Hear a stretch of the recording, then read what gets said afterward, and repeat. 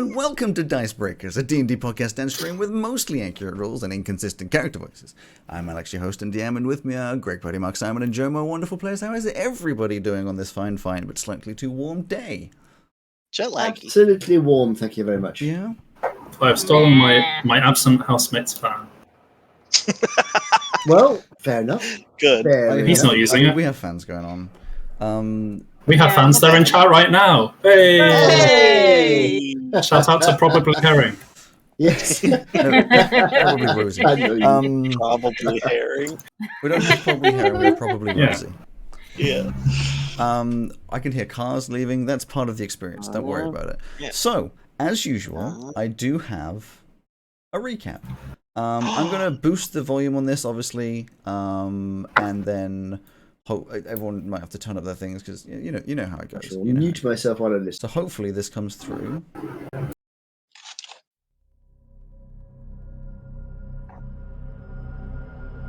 Chester sends his regards. You see that scrawny little halfling being beaten up by that Loxodon? Yep, that's me. You're probably wondering how I got here.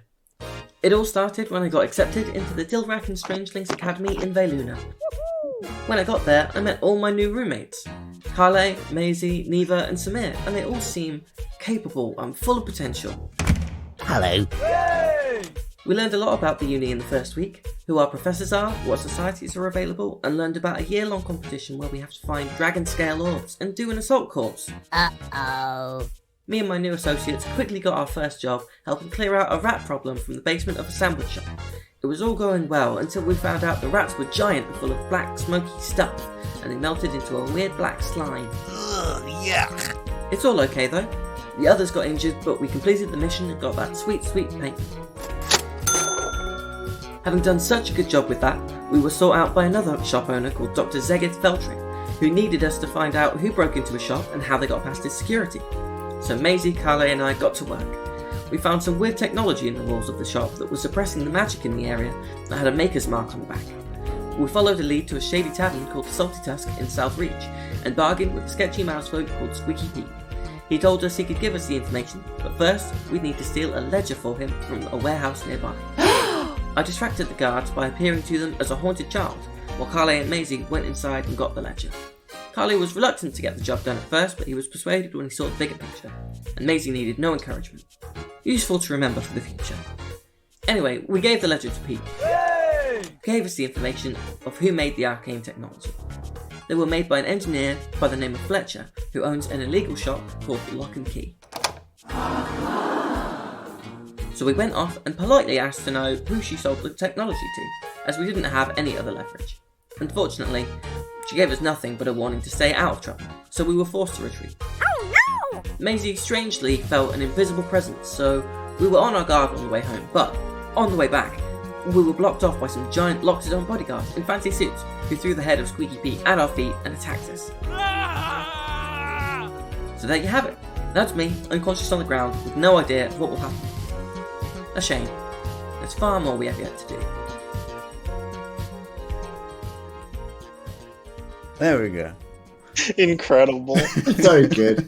Very good. What is going on with the new intros and what's going on with the game? Okay, firstly, amazing. Things immediately went to shit, Purdy. We'll get to it. Firstly, listen, I know that we've done good. I was talking to Greg last night and I said, I'm sorry, but I feel like the recap coming up is the best one we've done so far. It's too good. It's inarguable. What is going on with them? That was mental. I love it. You have no idea how much fun I had getting those. I wanted to see the animatic that goes along with that. You can see it though, can't you? Yeah. It's so funny. That classic 2000s. Yep, that's me. The start. Is the hammer just about to hit his face? Mm-hmm.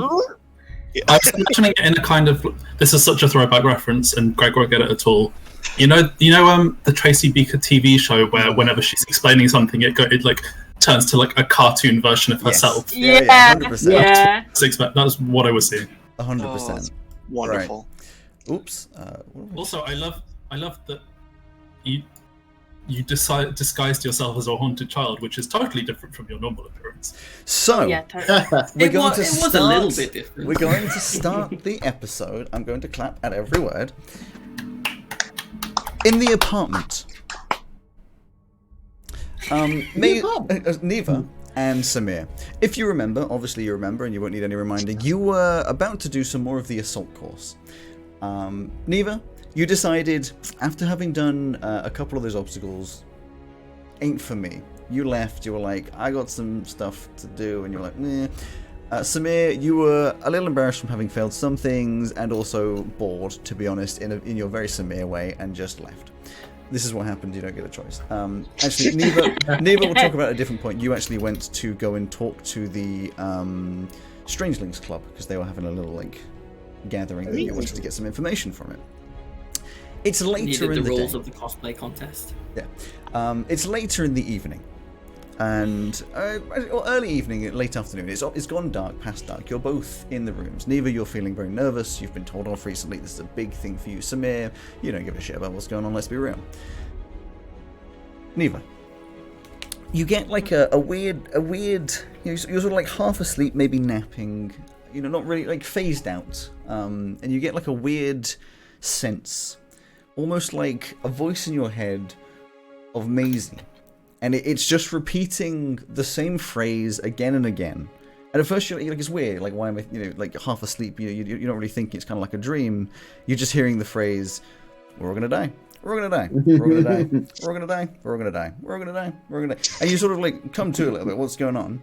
Thinking it's a dream. That's really weird. And then realize that this voice is still there, very, very far in the distance. Like you're hearing it from a couple corridors down. There's just this. We're gonna die. We're gonna die. We're gonna die. And it kind of just fades away, but you get this feeling, this horrid, horrible feeling, unshakable feeling that for some reason this wasn't a half dream, this wasn't a nasty, nightmare. It's something you need to worry about. It's your sister. There's something wrong. And with this focus maybe on this little voice, it goes away from it. It comes back later with an even bigger we're really gonna die now. You get kind of a sense of direction. This is all, of course, they watched in your apartment. It's just you and Samir in the apartment. What's your next move? Go knock on Samir's door. Samir, what are you doing? Just chilling? Yeah. Yeah. Knock on your door. Hello. Hey, have you seen the others? No. I've just been in here. You can't open the door, I opened the door. Not shut the door, carry on talking through it. Hello. I've got a horrible feeling that something's going wrong. Did you have the oysters at dinner? No. Okay. What? Will you come with me to go find them? Please? Yeah, okay, sure. Thank you. Ooh, crackling. Whose microphone is Crackling. crackling? Probably. Maybe. I don't know. Anyway. It might be Bones Simon cracking. because his arm was I near don't it. think it was because I could hear it. Oh, then may have been. Yeah. So you get up. Oh, fine. Pick up your big maul. It's called a maul. I forget what your weapon's called. Yeah. Yep. So what kind of trouble are we talking? Like detention, losing lots of money, dying, Possibly the obliteration. last three. Okay. So this feeling pulls you outside of the apartment. You go downstairs, south. It's a southern direction towards the mall, maybe, bit of an odd one. So you walk, concerned. It's dark at night. They've got these lamps on. There's some people wandering around looking for dinner time, maybe finishing work. That kind of evening ambling that some people tend to do. You walk through, get to the mall. It's further than the mall. You know, that's like a 15-minute, 20-minute walk. It's further than that. You keep walking, going further than you are comfortable with. You've not been exploring in Veluna, but this feeling pulls you further and further towards the south, all the way across the border from over to South Reach, an area you have not been in before. You don't know anything about it. As you walk into South Reach, you realize it's kind of a warehouse factory area. To your right-hand side, which is on the west of South Reach, there's big warehouses. I mean, like giant storage warehouses. There's factories with big chimneys on them. No smoke coming out at this point. Everything's shut down in the dark of the evening. And to the that music really just picked up, didn't it? And to the east. And to the east, there we go, there are more living areas, some shops, but really it's not the same as the town centre, a bit more run down, all that kind of stuff. Why are they here? This seems not... I don't know, I don't like this, It's not... I wouldn't have picked this place if we were gonna go somewhere for well, actually, any reason to be honest. I'm not happy about this. You're gonna keep pushing forwards, or? Yep. Are you sure? Are you sure this is definitely Why else would I come It's this really way? not. It's really not the oysters. At all. Why else would I come this way?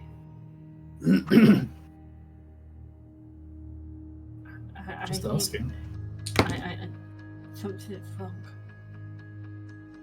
Okay. You keep walking forwards, put this feeling pulling you at this point it's getting stronger. It's almost like you're following a fishing line, like you're being pulled gently forwards in a certain direction. Told you it was the oysters. Closer and closer, until eventually you go through a couple of thinner sort of sections between houses and tall townhouse style houses, and eventually you get to an alleyway. A very thin alleyway. In D&D terms, in actual terms, about 15 feet wide. But in D&D terms, that's only 3 tiles. That's not very wide at all. It's not particularly wide. And down it, there is one hell of a scene. You see, closest to you, this figure, humanoid, but huge, 7 foot tall, taller. This big, muscular body. Humanoid hands wearing shoes, and a very nice suit, it appears. Humanoid hands wearing shoes. No, humanoid hands and shoes. Like a body that is humanoid. Mm-hmm. He's saying this because I asked for clarification yesterday, and I was very displeased.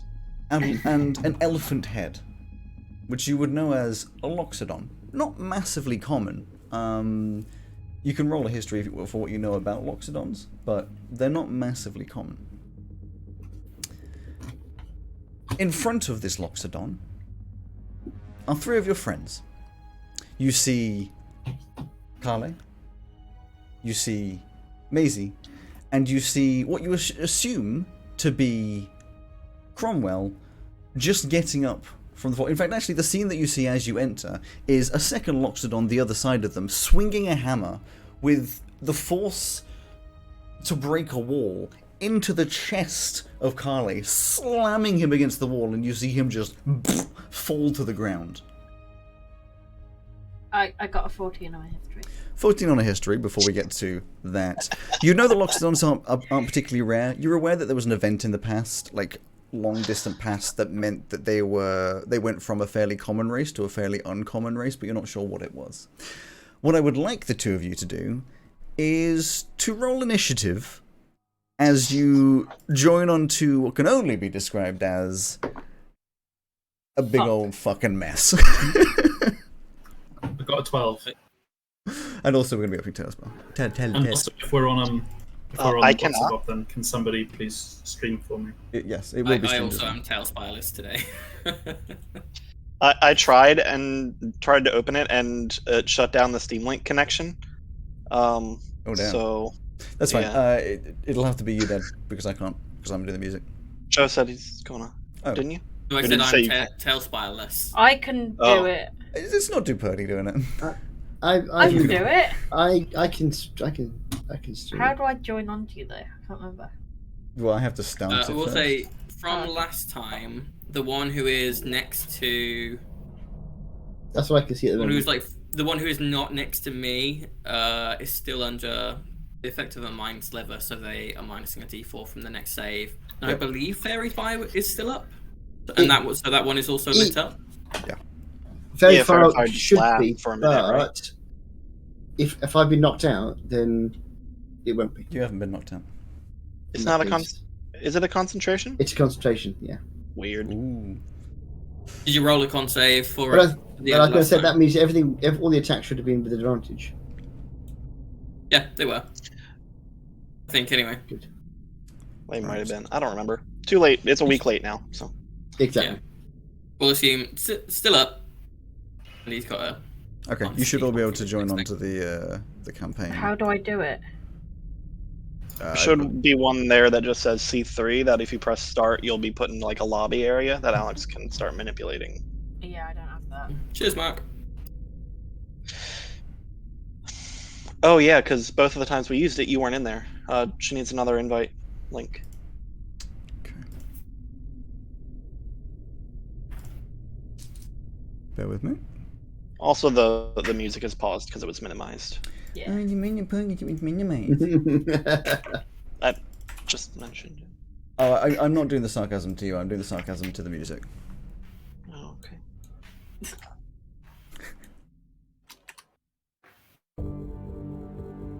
Actually, you know what I'm going to do? Let's just switch these to the fighting playlist. I feel like it makes the most sense. I haven't even got that stream up on my screen. Yeah, the stream is just gone.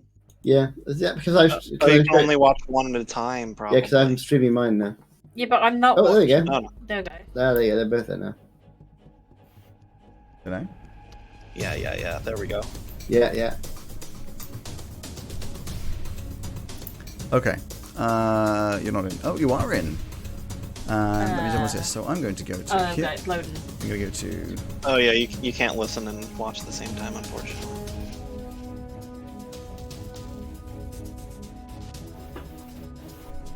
That's unfortunate. Oh, there it is. So, So, I think I got the order of where you can see these people a little wrong, but oh, actually yes, I'm also going to lighten it up because I made it look really dark, and then I was like, but at the same time, it's really difficult to see everything. So, there we go. So, assuming that you're all here in the thing. Oh yeah, because only two of you are actually coming in, aren't you? yeah. I can see it on the stream. The lighting didn't change. No. No. Oh, Ah! There we go. Okay. There we go. so we need to find. Watch out. I'm waiting for Greg's character Yes. to load in, I think. That way around, because Oh. we can... I don't have. I don't have. Putty, I don't have your character. You should have. I sent it you. Well, you need to link it on here. Yeah, I'm sure I did. Well, I don't have it. Maybe do it so. again. Okay. In What? which Shit. If you open up the bottom, I think if you press space, you can go to the character thing, and there's like a library that you can import. yeah, you need from. to double click it to download it to my. You probably did it in a test room rather than in the C3 lobby. Half of the. So that's music. It's just like that. I think it's downloading.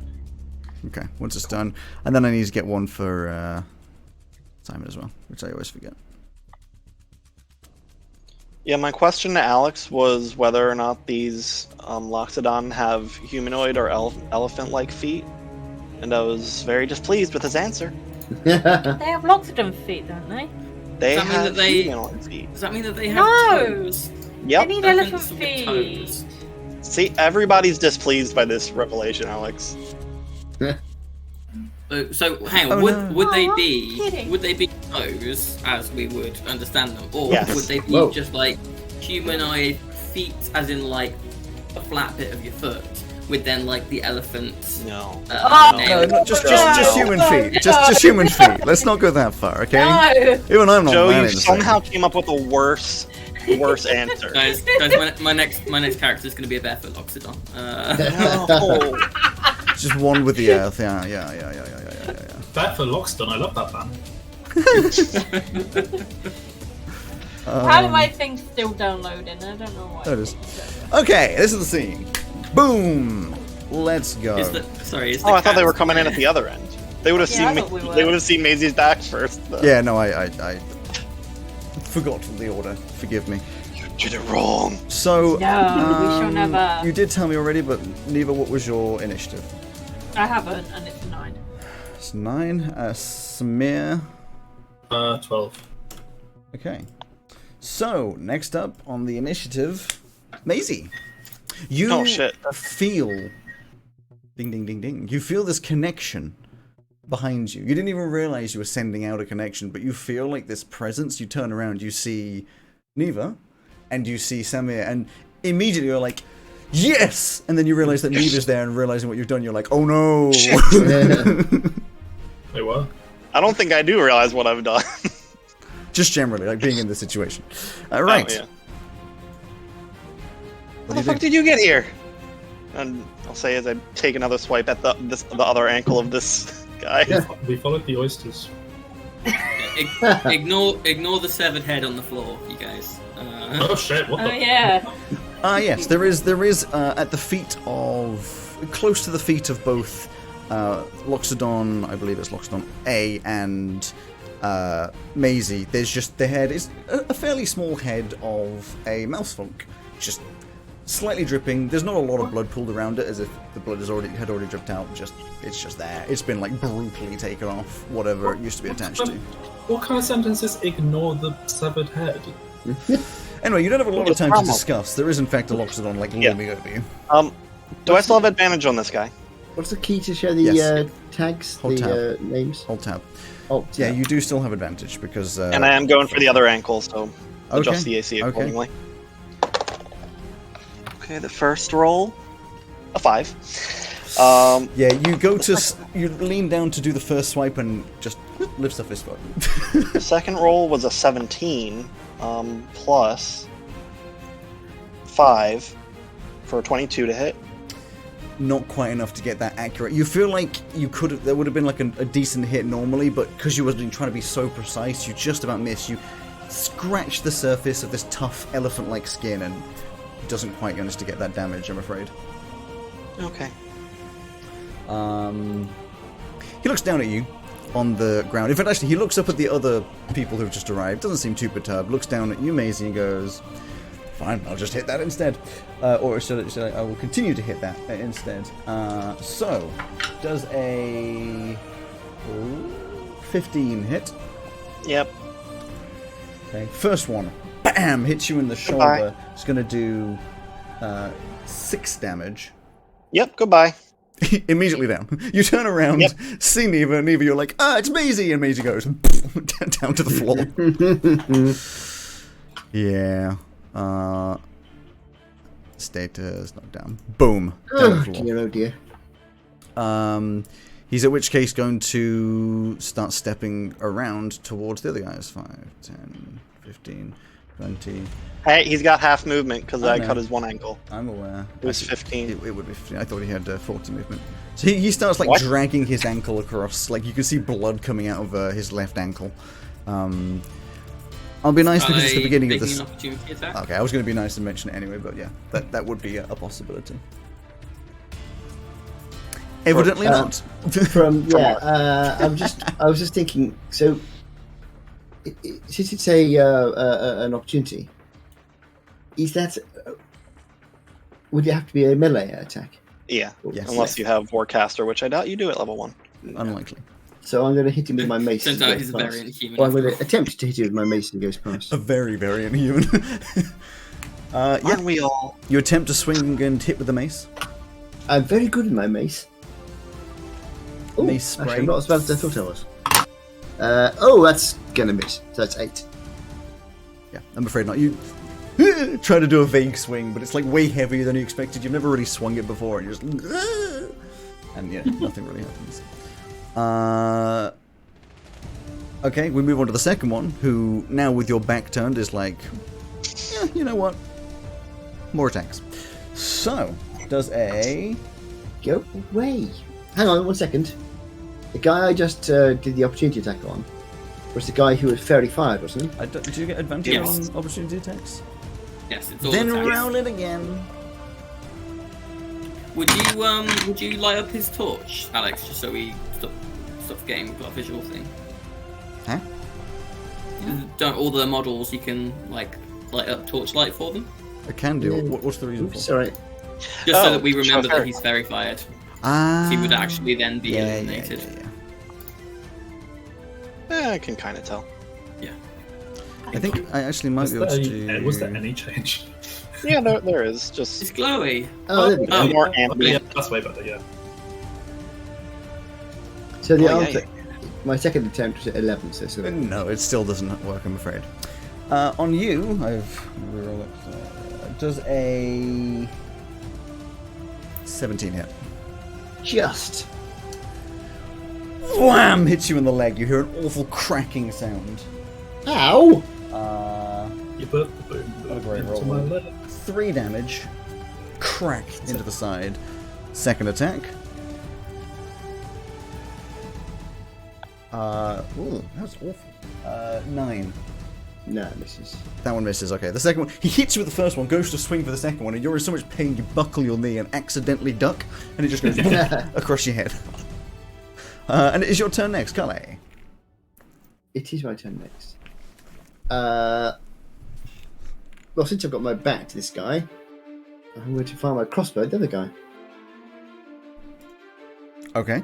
Since I've used my my fire attacks and they've missed completely, and I've used my mace and it's missed completely, I'm going to use my crossbow. Because I haven't missed completely with that one yet.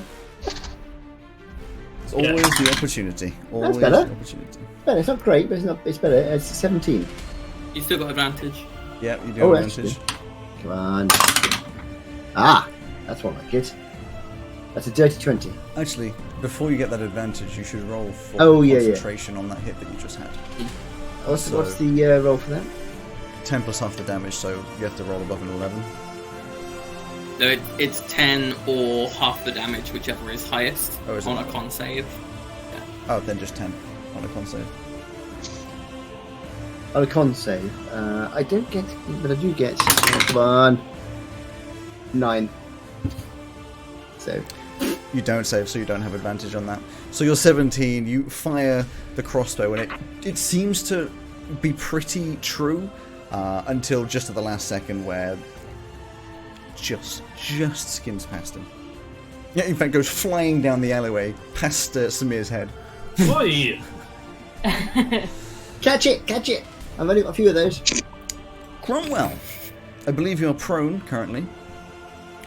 I think I used half my movement No, to stand up got- yeah, because he I got up got, on In I which got case, my you are nat standing 20 last time to and you are regain feeling consciousness. awful. Bad. Really awful. But it is your turn. It is. So, I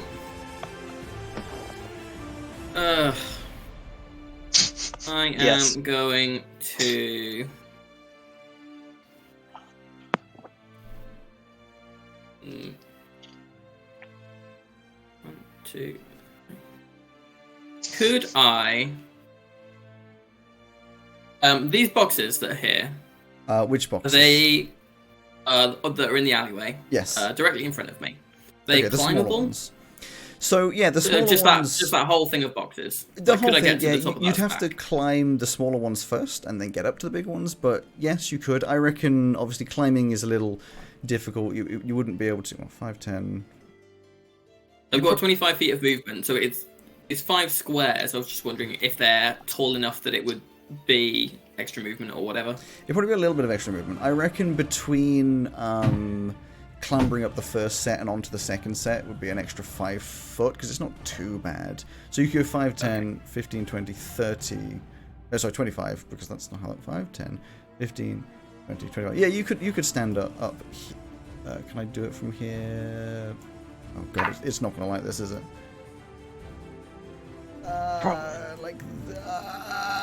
Well, yeah, okay. You can stand on that first lip, not the top. Because Okay. it doesn't like doing this kind of thing. Okay. No, I'll not do that then, because it's not far enough away. It's not high enough up. So in that case, I am going to Mind Sliver the guy next to me. So if he could make an intelligence saving throw, please. You most certainly can.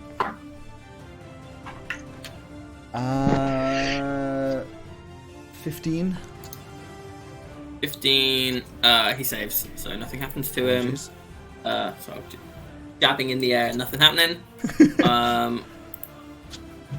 And then for a It just bonus panics, action, panics stuff. Like, please. Just like, look over there.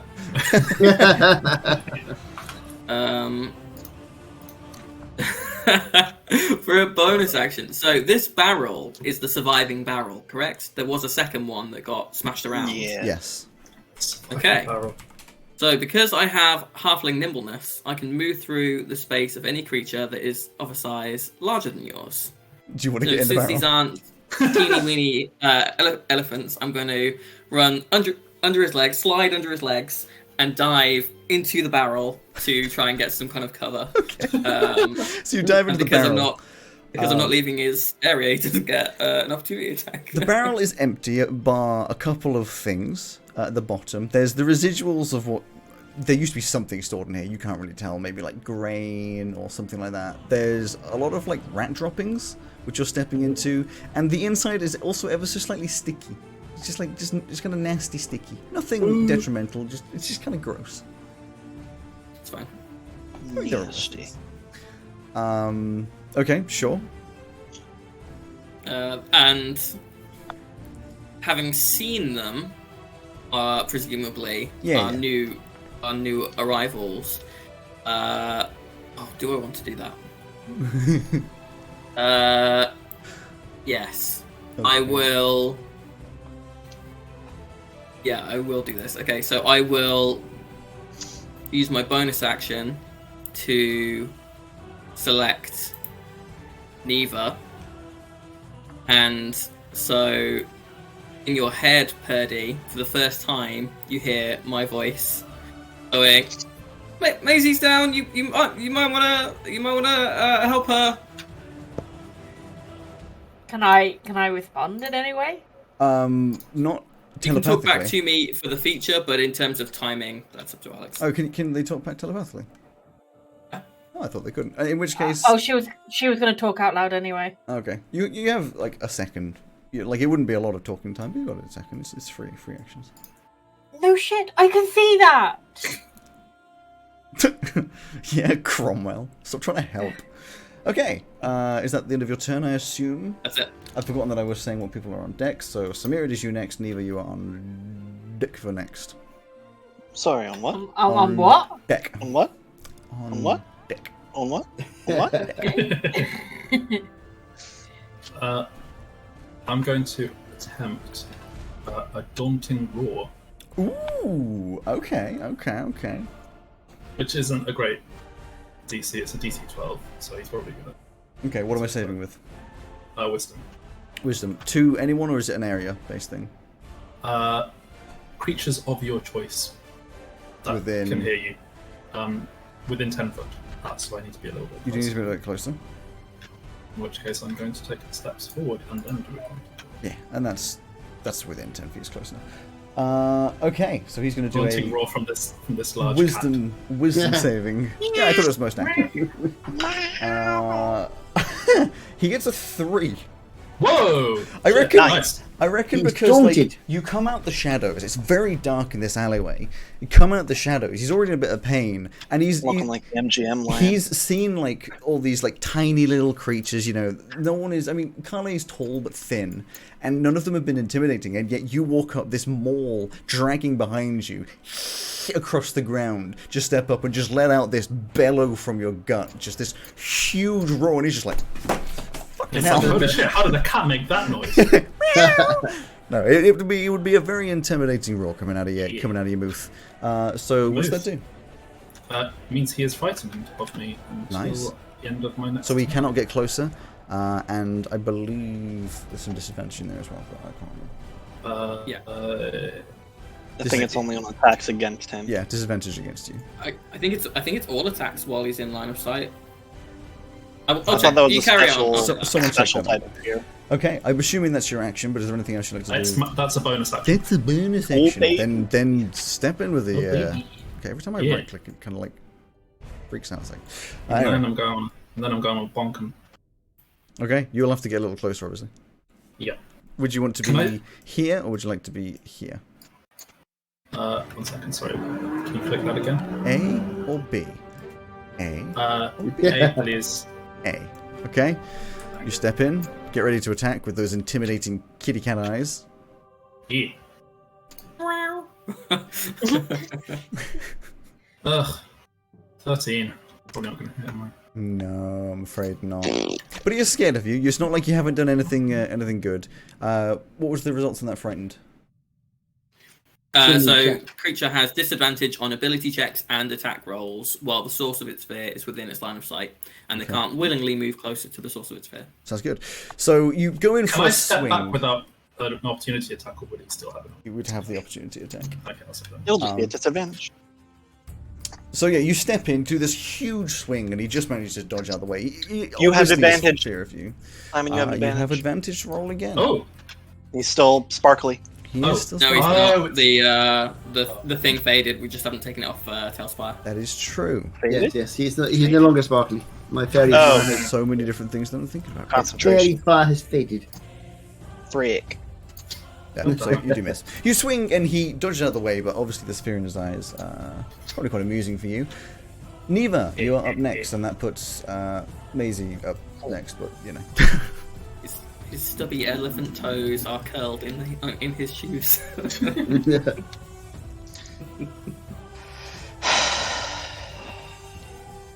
Oh, right. Can I? Thank you. You can. It wouldn't let me select my character. She's just gonna swing with both her daggers. Pull out your 2 daggers, which of course you would have taken with you, especially if you knew there was going to be danger. Not your book. You've got 2? And you're ready for it. Yeah.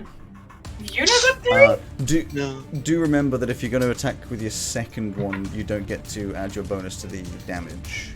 Because you'll be doing it as a bonus attack. Because you don't have the Just feats. your dex. You don't have the feats yet that allow you to do, like, attacking with the 2 of them. What's the bonus? So you wouldn't add your dex to the bonus of your bonus action attack. Yeah. What? So you do your first attack as normal, and then It's just on your bonus D4. action 1, it's literally just the Oh, dice it's damage. just a D4. Okay, that makes sense. No plus. Well, that ain't gonna hit. The first one is a 9, unfortunately not. You Oh, it's swing. 7, but... It was a 7, either way. You swing, you try to get a stab, and yeah. You don't whiff, but this skin is like tough elephant skin, and it just like ping, bounces off slightly. Oh! Oh? Natural 20. Nice! I had to and work out what Green. that was at first, because I don't And- actually have 20s on these. I keep forgetting we get to do Yeah. crit train, so roll it again, see if you get a second. Crit train.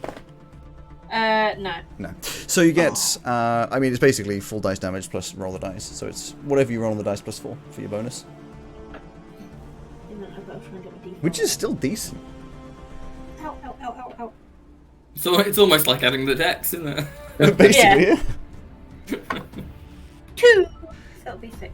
6 damage. You realize after hitting with the first one, bounces off. You're like, okay, this is going to You need can some more sneak attack force. as well. Yes, you can. That was sneak attack, wasn't it? No, that No? was just the. Oh, I That's thought you had done I sneak forget attack. about sneak attack. How the fuck do I use that shit? Can you sneak attack a bonus? You just add a d6. No, and it then happens 6. once a turn. When you do damage and you're within range of a friend, that's also. I know all this stuff. So I can add a d6. Yes. And then 6 as well, And because then you got six, the nat 20. Oh, so it's d6 plus 6. Yes. Oh! Because of the nat 20.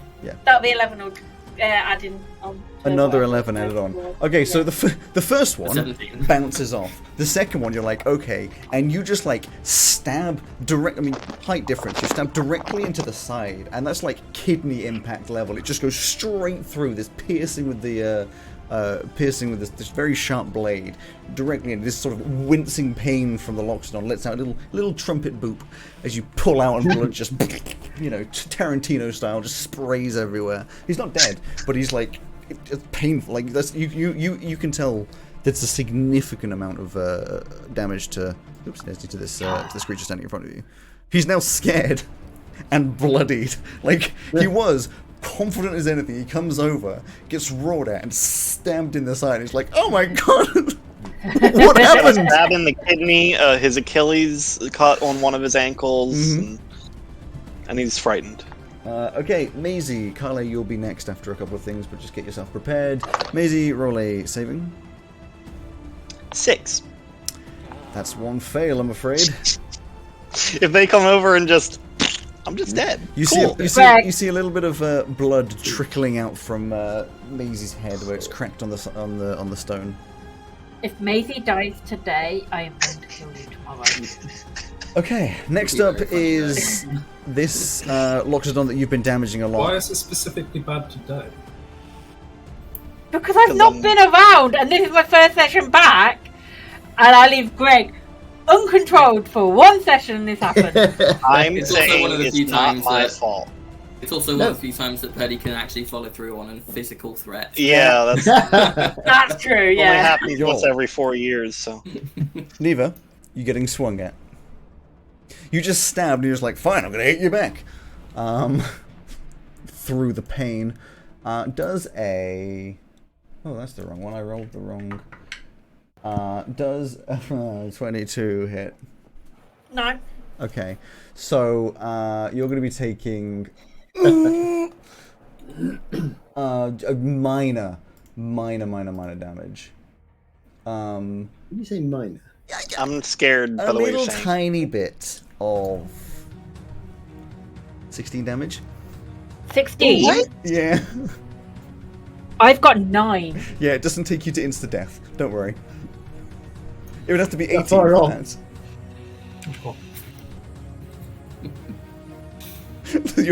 Greg's face just swings sideways, and you crumple. Like, even though been stabbed, just hits you, goes into Shouldn't your he have chest. disadvantage on the swing? Oh, he does. With the range of- He's frightened. Okay. The disadvantage would have been a 18 to hit anyway. Mm-hmm. Make that what the damage was. Just spice things up. 18 damage. What? Insta-kill me? Insta-fucking kill me? Swing sideways. The 16 would have been killed Ready, right? Cromwell. So Hits you in the side. You get slammed up against the wall. You're like instantly lights out. Samir, you hear 6 cracks maybe coming from her rib cage as she just bam into the wall and then just straight down to the ground, just collapses. Fun. Alex, what have you done?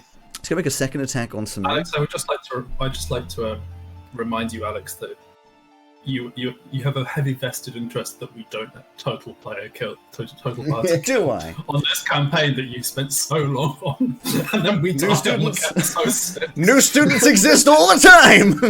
We're Why just don't going to you keep fucking redoing the sessions first week. by- So guys, if we all die and then we have to become Gale's housemates, Oh yeah, that'd be amazing.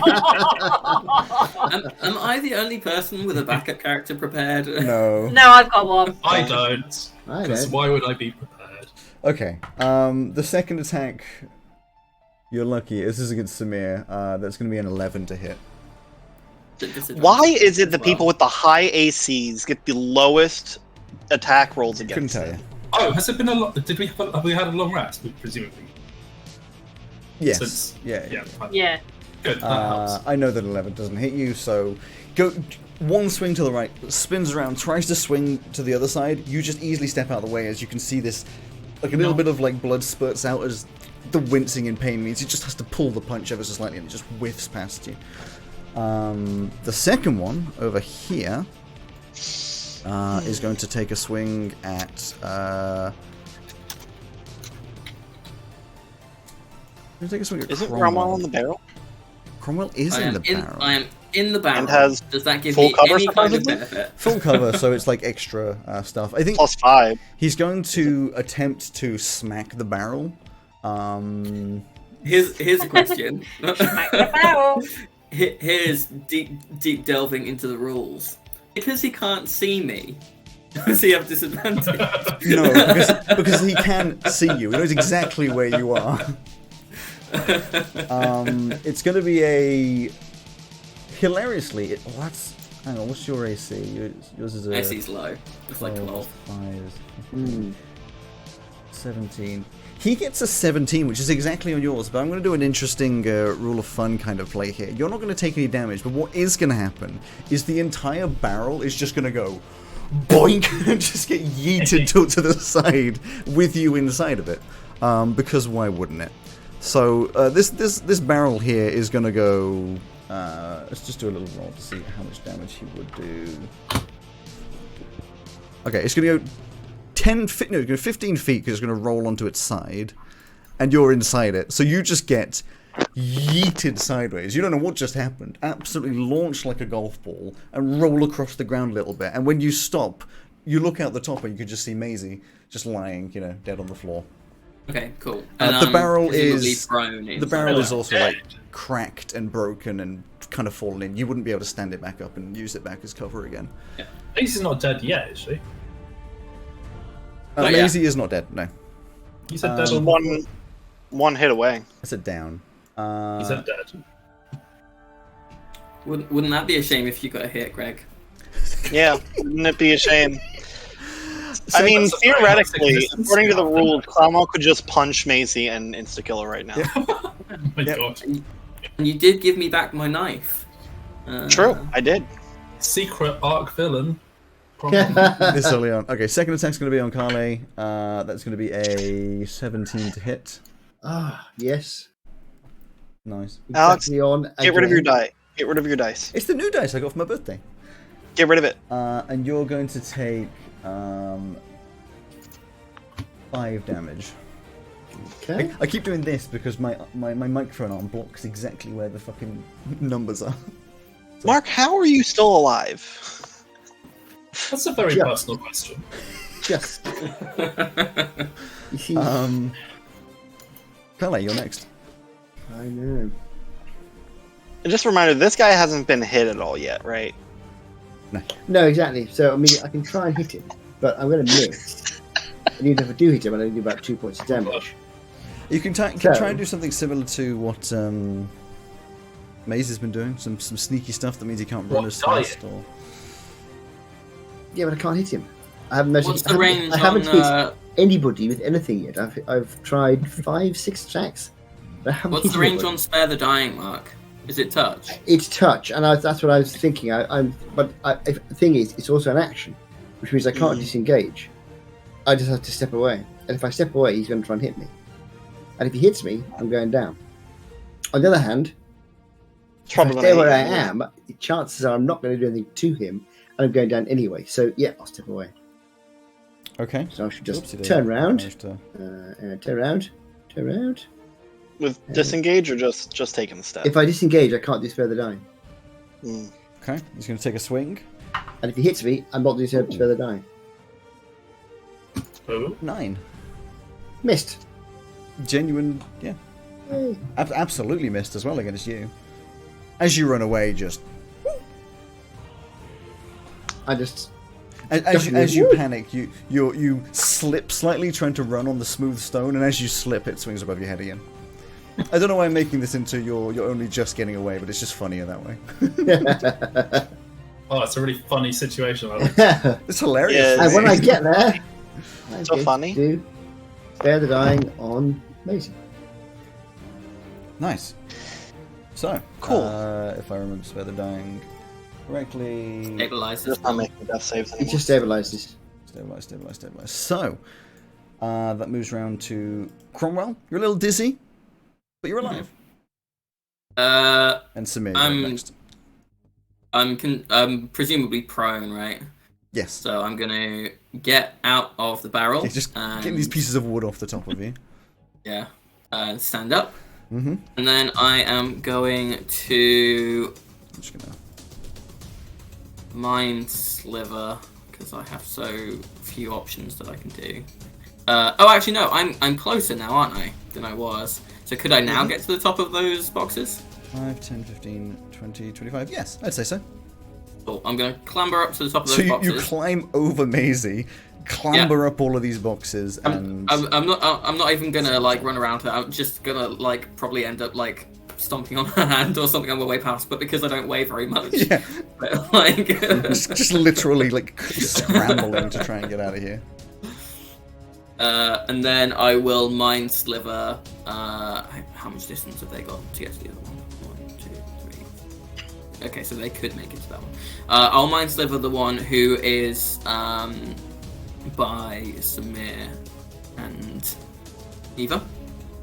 So if they could make it an intelligence save, please. They can do. I jab my wand down at them. Ooh, what's their intelligence though? Well, they're real clever. That's a 12. Don't know where that sits on your. They fail. They fail. They take 6 psychic damage, as in their mind, again, they see that kind of, they see this kind of ethereal tentacle just like whipping at them to make them wince and take the damage. Yeah, then you see them wince. You see them like visibly kind of like slump a bit as well. Like that was significant. And then on the next save that they have to make before the end of my turn, or before the end of my next turn, sorry, they have to minus a d4. And that's it for my go. Okay, Samir. I'm gonna do a bonk again. Do a bonk. Always like the bonk. So this Bonk. already hurt. Ooh, 22. Point of view. A 22 Ah. is going to hit. Don't even bother Yay. to roll for damage. Thank you. You just, as he like leans over, you swing upwards, catch him in the chin, and his entire like this is where you really see the strength of Samir. His entire body lifts off the ground as he just like goes up a little bit, tilts backwards, and bam, lands on the ground. This huge like dust cloud just out sideways as he oopsie daisy, as I move the camera wildly, as he bleeds out on the ground. He dead. There you Good. Good. You said no killing. Yeah, that was before they tried to kill me. I was about to go down. Neva, could you make a saving throw, please? Helm is a fickle god. Help other people. Should have worn a helmet. 16, so that's a success. That's isn't it? one success. Yep, 16 is a success. Maisie, you are stable. Unfortunately, there's not much you can do because you are unconscious. Helm is the be kind but take no shit god. Exactly. Pretty much. Right now we're taking a lot of shit. So. Oh yes. Yeah, the other Loxodon is going to step up behind Oh, surprise, surprise. Calais. And is Go going away. to attempt to swing. Don't mean a thing if you ain't got that swing. He is going to completely miss. Absolutely just swings wildly to get this, like, winds up. Can I continue making this comic, or do you want me to stop making this like a comic episode for Carly? You can no carry on. He goes for a wild swing, and then you lean down to touch step on a Maisie. banana. No, you lean down to touch Maisie to spare the dying, and he just oof over your head once more. He's going to make a second attack though, And then he gets hit on the head with an anvil. and that one's going to be a 16, which doesn't hit you. No, misses. Blimey. I reckon this time he swings around and you're wearing your armor, so it just like clangs into the back. You vibrate your entire body, but you know, you don't take any damage. It does its job. I And miss you are having a next. shield. I am next. Mm-hmm. Well, I've got two choices. Do I Sacred Flame him? Or do I hit him with my mallet? He's not you're- hurt at all. If you're feeling bad about your saving throws that you've been making people do, he will have to minus a d4 from his save if you do that. Yeah, I'm going to try my Sacred Flame again. Because why not? Okay. I'm assuming I can do that at 5 feet. Sacred Flame is arranged. Yeah, so it's just a it dex. being- Actually, yeah, It's there's just a no- dex save, so it there's doesn't make a difference. it is. Yeah, because it's a spell, because it's a saving throw, it makes no difference. But it is. Fair enough. Ring. So I do that. A dex And, saving throw. I believe. a Oh no, sort this of one doesn't have spray disadvantage. Wisdom. a it small was a wisdom. cloud forms over his head and turns into flames which rain down upon him, and It's dex saving throw. he decks 13. He gets a 7. He fails Minus the saving throw. I damaged somebody! Does he get a minus D4? There's the other one that gets the minus D4. Sorry, it was the other one who did it. My apologies, Mark. I lied to you by accident. It doesn't matter anyway, he failed. Not to worry. And now I'm going to find which is my d8. There we go. And I actually do 3. That's not too bad. 3 points of damage. Could be worse. You see a little bit of the suit start to burn up under this fire and like burning the skin a little bit. Not a lot. I'm trying to singe his tie. Yeah. Cromwell, you are next. Standing atop these boxes, looking down at your domain. Yeah, I will. We've got a stabilize there, and then I don't know how the other one's doing, but it is unconscious. I'm gonna jab down with my wand. Mind Sliver. Intelligence save, please. Sure. Natural 20. And nothing happens. I'm sorry. You go. And Nothing. And that'll be it for my turn. Sorry. Samir. I'm going to advance. Liz. Okie dokie. Where are you going to go to? To hit the other lockstone. What's your movement? You have I have 35 very feet, 5, 10. Limited ability to do pretty much 20. anything else. Okay, would you like to stand right next... Oh, that's not you. Would you like to stand right next to Kale or right next to the Luxy Dukes? Right next to the Luxy Dukes. Okay. You stand over and stare him down. Actually, you're shorter, but And you then I stare him bonk. up. And bonk. Or I try to bonk anyway. When in doubt, do a bonk. Oh, natural 20! Oh! Roll again, see if you get that crit train. Yeah, roll another natural 20 on, you can do it. No, it's 15 that time. Okay, normal natural 20, but full dice damage plus dice roll plus modifiers. Which is pretty decent for you Wait. attacking. Full damage plus... It's full dice damage plus a dice roll plus your modifiers. Okay. I bet you can't wait for that second level. So That is 15 plus 12 is 27 damage.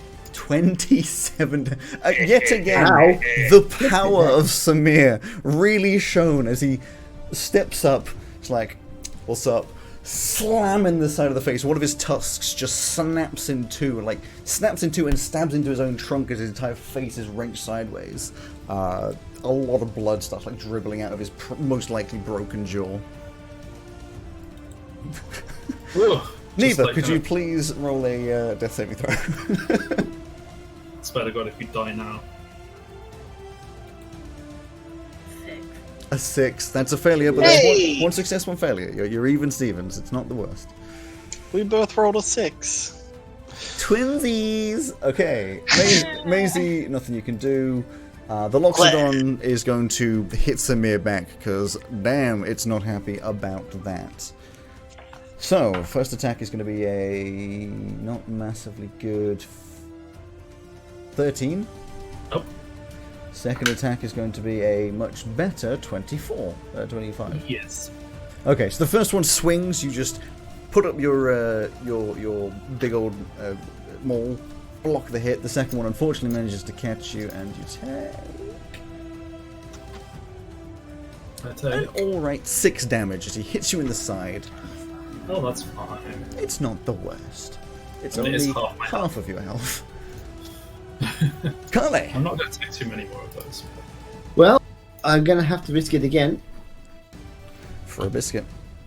So you're going to get your opportunity attack. Oh, you're stepping away. Okay. I am. So I'm going to go as far as that for the moment, while I find out what happened with the opportunity attack. That's going to be a 15, so no hit. No. Swing and miss. Swing and miss. Spare the dying. Spare the dying on Neva. Yes. Neva. So you are unconscious, but you are at 0 health. You no longer have to do your saving throws. Thank you! You gargle through the blood forming in your mouth. Cromwell. Oops. What's the Loxodon doing? The one that's on the He's ground. Is it stabbing. actually dead? It's dead, dead. Or is it? It's dead. It's Bleeding. dead, dead. Bleeding out is what he's doing. So it's not unconscious dead like our guys do. No. Whisper. Intelligence saving throw, please. Can do.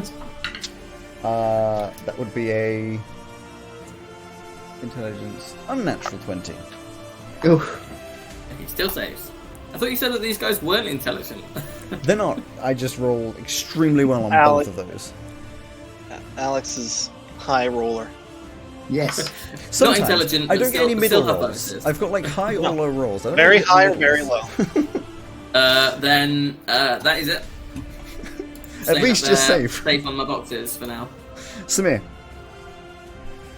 Bonk. go on, get another natural. Go on, get another natural. Please, It's Please not gonna not. happen, but please, Natty. let's see. Oh, that's a 14. 14 total. Mm-hmm. That's a miss, I'm afraid. You swing, bang, goes off the side of his hammer as he gets it in the way. There's a serious for a slugfest. Neither. Oh, fuck, I really hope he doesn't hit that 6 again. 'cause Neither unconscious. Maisie unconscious. The twins are in dreamland. He's going to try and smack you back. We're Let's see not how- twins! Wait, listen, it just sounds easier to say it that way. The sisters are in dreamland. The first one is going to be a 14, definitely doesn't hit you. The second one is going to be a, oh, even worse, so it definitely is a 12. That's definitely not going to hit you. Again, I get high or low. 2 massive swing and a misses on your feline body. Oh, that's a relief. Carly. I'm going to use my crossbow, Mm-hmm. and I'm going to fire it in a random direction. No, I'm not. I'm going to fire it at the guy with the big nose.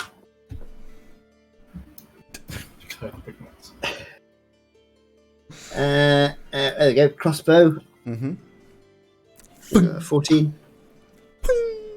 Bounces off. Yeah. Tough skin, tough audience. Cromwell, same as always. Same. Jabby, jabby. Jabby, Downwards jabby. Oh, it's getting lower. 16. It still succeeds. That's it's so, a yeah. cantrip. We're all first level. Samir. It's kind of disorienting to have my turn come around so much. I know, so it's quickly. because it's Everyone's short dead. turns. Short turns. Good thing you're level 1 and there's not much to do. Yeah, exactly. Do the smack. Half the party are down. Oh, well, fuck that. Got a 10. Nope. No. It's this full-on like epic battle between the two of you, dodging, Just clinking, clinking. It's like Is a it sword epic? fight, but except one of you's holding a hammer and one of you's holding a maul. So it's a bit of an odd sight. It's like those Smash Bros videos where people are just like smacking and shielding immediately, so nothing ever changes. Yep. Just, Yeah. Unconscious, dead. It's the Loxodon's turn. Isn't that was some Henry Gates, wasn't it? That's going to be a 24 to hit you. I'm afraid you don't get away with it forever. Alright. Goodbye, Samir. So for a low roll, that's going to be 5 damage. Oh. One health. Why? Still has a second attack. So that's a second attack Oh no. with a natural 1. So no, an absolute miss on the second one. Okay, I'm switching dice. So I That's two take natural ones. negative damage, right? I heal. No, You heal, he yeah. has a natural 1 dice. Yeah, but the natural 1 dice is also giving me natural 20s. So Okay. yeah, just like I'm one at- of them catches you in the leg. You hear possibly one of your ligaments twang as they snap. The second one tries to hit you, and yet again, you manage to defend yourself with various amounts of armor and weaponry. No special badness for this natural. I couldn't do that. No. Carly, it is your turn. Rude. I'm gonna remember that. Let's just take it in turns. This time I'll. Macy's not remembering any of this shit. This is called trauma. Trauma. Yeah, I'm going to. Hit you. I need to roll that. Okay, I'm going to do the old Sacred Flame again. Okay. My little cloud forms over his head. I mean, 377. Dex 13. The crackling is from you, Greg, when you're stretching. It is from Greg. It's your microphone against your beard. Is it? Yes, that's the noise. Yep, well done. You've managed to recreate it. The Dex is a 19, I'm afraid. I thought it might be. Puts his arm over his head and protects himself from the damage. Cromwell, I'll just roll ahead of time. Not great. It keeps going down for you. An 8 this time. 8. He takes. Oh, I've been rolling really well on the damage for this. He takes 5 psychic damage. Good. And has the D4 to take off next time. Flinches. And then He's slightly bothered. So the next, It's like a bee sting. some people might want to pay attention to the next saving throw he has to do has a minus D4 on it. Yeah. Ooh. Samir, bloodied, you've got like blood dripping out your mouth, you're hurting in the side. It's a slugfest at this point. Ooh, 24. 24 hits. Let's Knock him go. down. Come on. Kill 13. him. 13 damage. 13 damage. Then I may ask, what does it look like? Oh my god. Fuck yeah. I guess I just kind of I'll raise the maul above my head and slam it down, and his skull just kind of crumples. Yeah, there's this awful cracking sound with a little bit of a noise as his skull just caves inwards in the shape of your maul, and you lift out. It's slightly stuck. You lift out like a little stringy piece of sinew from his brain as he just down to the ground, and you are in fact all. We should all be dead. Out of initiative. And you are There's all no reason. dead because the room collapses. There's no reason that we should be. Well, I think we'll be okay unless it rains heavily on the way back, which we're all going to die from. If there's a particularly strong breeze that comes through this alleyway. I've got 2 points left. May I say congratulations? I was not going easy on you, as you may have been able to tell. No shit. I walked in, stabbed, and got down. You did a really good stab, though. I did. Yeah. So You did. the scene, calms down. It suddenly goes very quiet in the early evening. Cromwell, I'm sure you climb down, grasping your side. You've got a few broken ribs. There's a little bit of blood trickling out of both of the girls, but they are, alive. Samir's limping. Cromwell is limping. Kale, you're all limping. Can I use medicine to give him a hit point back, or bring him back to? Afraid not. Can I use lay on hands to at least have them not be completely dead? Yeah. That is specifically for other people. I was thinking of second wind. Yeah, sure. So I I'm gonna think that fight go over to character the sheet Loxodon next who chapter. died first and just make sure that he is dead. So Then which of them? Hang on. Which- Can't everyone talk at the same time? Purdy, it is amusing that you're making a character sheet for next time. Simon, you wanted to do lay on hands. Who are you doing it for? He is. Well, who is 0? Two of They're them. both- Both Macy or Neva and I. Well, then I'll just do it. Well, I guess 1 health on each, just so that they're not dying. That'll do it. That'll certainly do it. So both of you get 1 health. Neva? It's like a kind of gold aura and kind of smell of spices. Ooh, spices. Ooh, Neva, spicy. Neva, you wake Spicy, up. spicy. You have some laboured breathing. You're not sure if you've got a perforated lung or if it's just massively bruised, but you can tell that your ribs are broken. There's huge amounts of bruising appearing all over your side where all of these ribs have cracked. Maisie, you're just in general pain. You've been hitting the leg, you've been hitting the side, you're just getting up ow. Everything is awful. Ow. But you're both alive, which is the main thing. Knife, just Yeah, you just wake up swinging. Then Cromwell, what were you I was clambering down, going over to the one who went down first, just Mhm. because he said that he was lying in a pool of blood, but people can be lying in a pool of blood in their life. So I would be going to make sure that he is, first of all, dead, and then searching him. And I'm going to focus on when you had described them coming out of invisibility, you had described that their hands here, so I'm going to look specifically for a brooch or some kind of object that might have given them invisibility. Sure. So, checking he's dead, definitely dead. As you get closer, you can see like his neck looks funky, like something broke internally when that hit up on the chin went like, and the stab on the side, like there's not a lot pumping out anymore. He's dead. In terms of searching, give me a investigation. Can I look to see if the other one has any information on us, like on them? You can do an investigation. 10. 10. You are vaguely aware of where it came from, but as you pat down and try to feel for anything, there's no irregularities in the shirt. It just seems like normal fiber. Would you say it out loud? I mean, you're stood right next to me, so you probably see me patting him down, searching through his like pockets and stuff. 16 on. But if you, I'm just wondering. Yes, I'll investigate as well.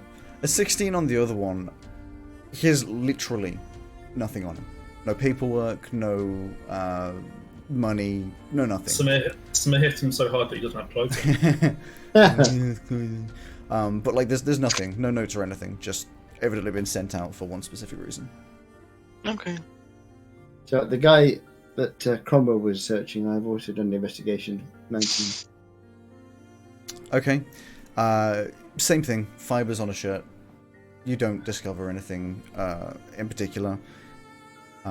You do know that it's an extremely nice shirt, whether that's pertinent to you or not. Like, expensive. Expensive clothing. As in, not like, it's not the kind of stuff you could buy from Southreach. You'd be going somewhere much more high-end. I think we should head back. Yeah. I like that idea. I think we should head back. I swear to God, there better be a fucking good reason for this. Oh. Alex, I don't remember. Did Zegith tell us what hours he was keeping for this, or are we better off just going in the morning? I think we should go home first. Let's get home and rest first of all. If anybody else is after us, I'd rather be at least a bit more healthy than I am now. Why are people after you? We'll talk as we walk, shall we? Okay, so you start hobbling back. Thank you for coming up and saving us, by the way. Yeah, how did you find us? How did you find us? Yeah. I'll tell you when we're back. So Can I try to make sure we're not being followed on the way back? You make a very silent hobble back. Give me a perception. Give me 3 perceptions, because it's it's like a half an hour walk or more. Perception. Anybody or everybody? Maisie was the one checking, so we'll just go with Maisie for now. 17. 17. Oh, you want 3 of them from me? Okay. 13.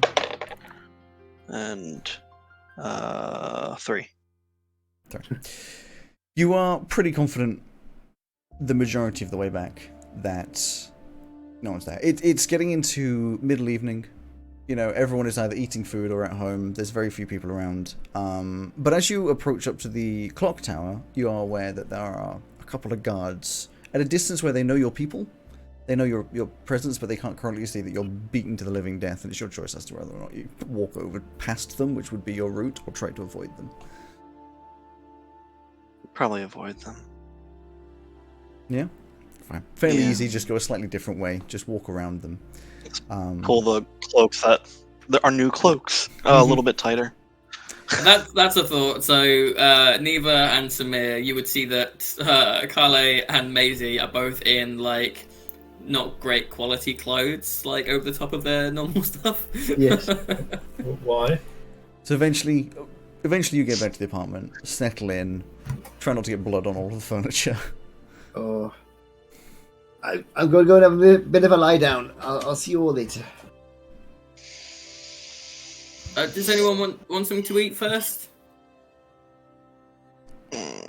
Don't just rest. Everyone good? I'm just in pain. Not particularly hungry. Okay. Yeah, I'm good. I'll just go back and just defrost myself a small piece of the oink pot pie that's still in a block of ice on my sink then. Nice. Nice. You don't really have a way to heat it, but I'm just gonna eat it cold. fair enough. It's still tasty. It kind of solidifies and congeals a little bit, so it's a bit more like a pork pie when you're eating it, but it's still tasty. Oh, also, Alex, by the way, I'm going to have to leave a little bit early because I need to catch a train home. Okay.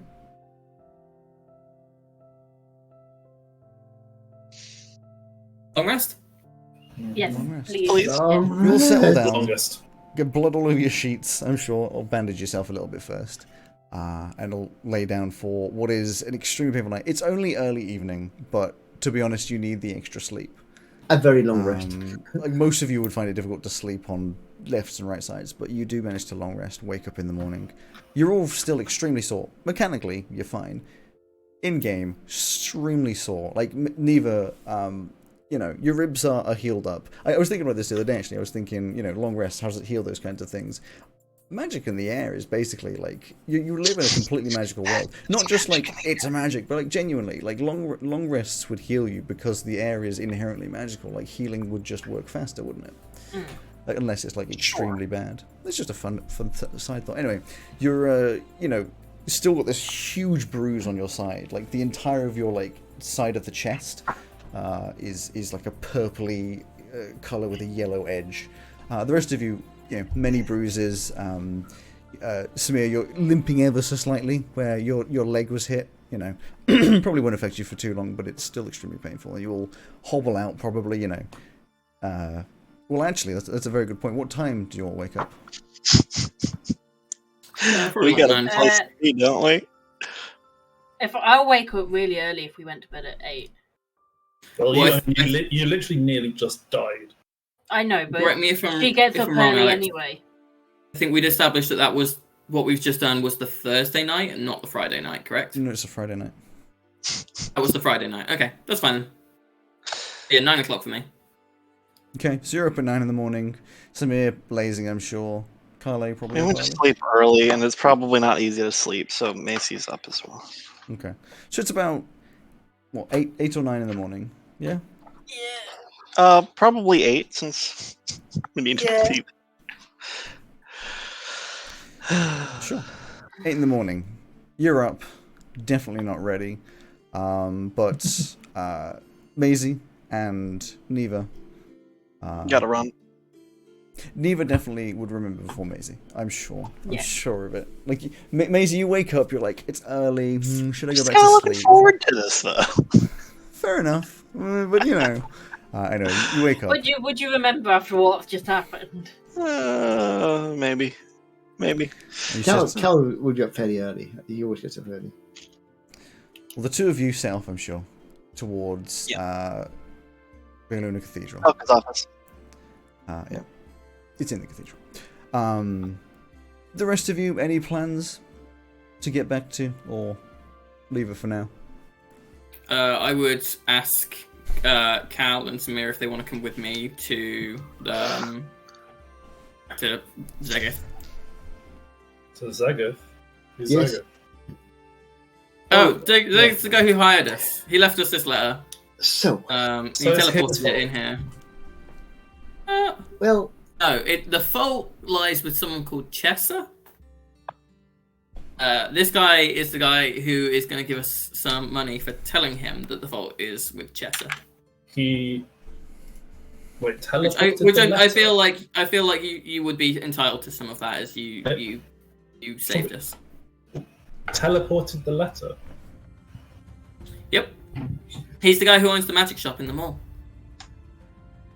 Oh. yeah, so what happened? We got back and there was a letter from this guy in our rooms asking for help. So we went to see him, and he's got that magic shop next door to the chap with all the rats, you know. And he wanted us to find out who it was who broke in, so he just went to a bit of investigating, you know, asked a few Make a note to questions. avoid this mall. Say again? We make a note to avoid this mall in future. Well, I mean, it was all right Doesn't up feel until like the end. anything. We had a quite nice time. We had a few drinks in a bar, and Yeah, I just think the end of it Look kind at of your warehouse, cancels you out that, though. well, I mean, I got to be honest. I mean, I didn't expect to be attacked by two chaps with big elephant heads who nearly killed us all. That was less than. Yeah, I'm just saying I'm sensing a theme. I don't know. I mean, Task It was seems good. perfectly doable, and then we nearly die. But you've got to help, haven't you? You've got to help where you can. Not like that. Oh, We're being paid. Serious. And well, yeah, we helped in him. Pay's not. given what we found out, If you die, you can't buy things if you're dead.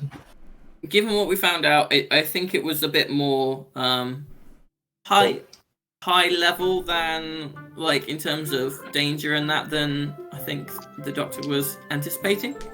So he'll probably go and find people with a bit more experience once we passed on the info. But we got to give him the info to get the money. Okay, right. I'm kind of curious to see who this asshole is.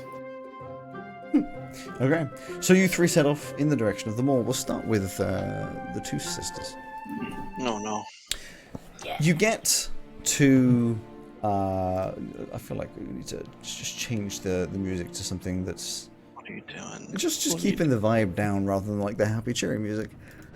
You get to the Cathedral. You walk through. It's early on a Saturday. There is nobody around. Your steps echo through the hall. This is far more epic than I expected, but it's great.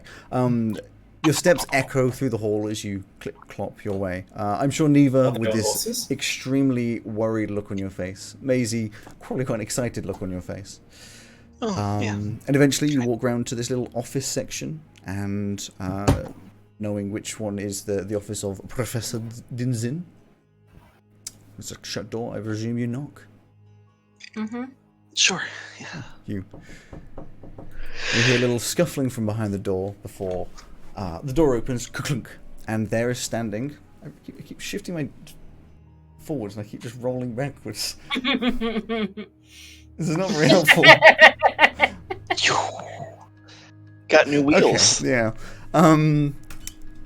Standing there is Professor Dinzin in all of her glory. These visible, scaly hands with claws on the end. You can see a little bit of scales coming up the neck. These pitch black eyes, which are a little off-putting if you don't remember them. But a fairly serious face. No smiles. It does not meet the smile of Maisie's Maisie. not smiling when she opens the door now. In which case she's fairly to the point. She says, "Morning, girls. I'm sure you've already been filled in on your jobs for today." And she just a paperwork. She steps inside and gestures as a follow me in. Says, "It's going to take a while, so I suggest we get started nice and quickly. I'm not a grueling overlord, so you're more than welcome to talk or listen to music whilst you do this, but please don't let it affect your efficiency. I want all of this done by the end of your time here. If you finish a little early, we'll consider calling that the day, but only if it's done properly. If I come in and you are not doing the work, then I will put you in separate rooms to get this done more efficiently. Does that sound fair?" Sure. Yes. Okay. In which case, she gestures over to the side. This enormous pile of paperwork, and there's like from the floor, 6 foot, like 3 stacks of like paper. It's an enormous stack of paperwork. Needs to be sorted into these different piles. There's a few different like trays which all say like, you know, year 1, year 2, year 3, and then different modules and stuff like that. It's all sorted. They all need to be sorted. It should be fairly obvious and extremely boring. So, please start. I will be checking in periodically. I do have some things to do myself, and I will see you in an hour or so. Yes? Alex, for a note for us, is she wearing the thing? She's not currently wearing the pendant. Okay. I will see you in an hour or so. And she steps out, closes the door. Can I I give don't know what world she lives in, but this is not boring. This is awful. What are you talking about? No, it's not. So much organizing. Okay, you do that. I'm gonna look around the room. Okay. Can I just poke around and see if I can gather any information or find the dragon orb? Give me an investigation.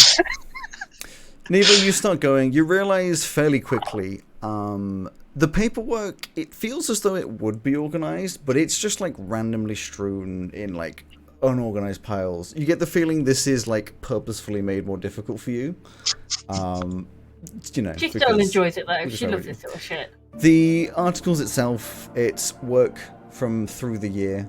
None of it makes any sense to you. Yeah, it's all to do with, obviously, Velka's courses, so nothing that would pertain... I don't think you're doing any of Velka's courses, so nothing that would pertain to you, but you just sort of get going. It's all very easily noted. You're just going 1, 2, 3, 4, 1, 2, 3, 4, just, smacking it all out. You can tell this is going to take a long time, though. 15. Not a lot of interesting stuff in here. For what you have heard about Professor Dinzin, it's like...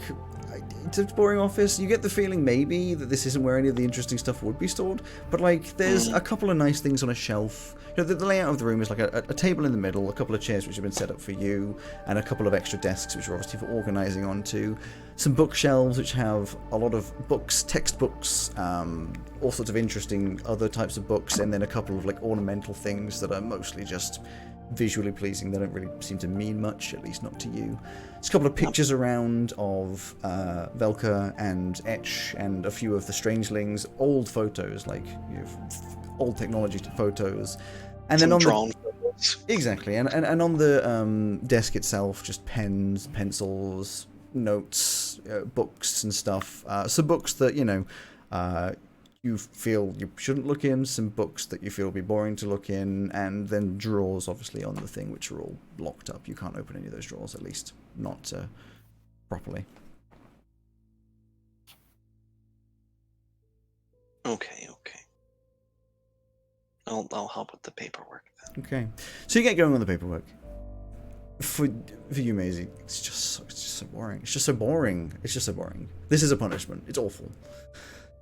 After about an hour or so, Velka, Professor Dinzin walks in and just sort of checks in.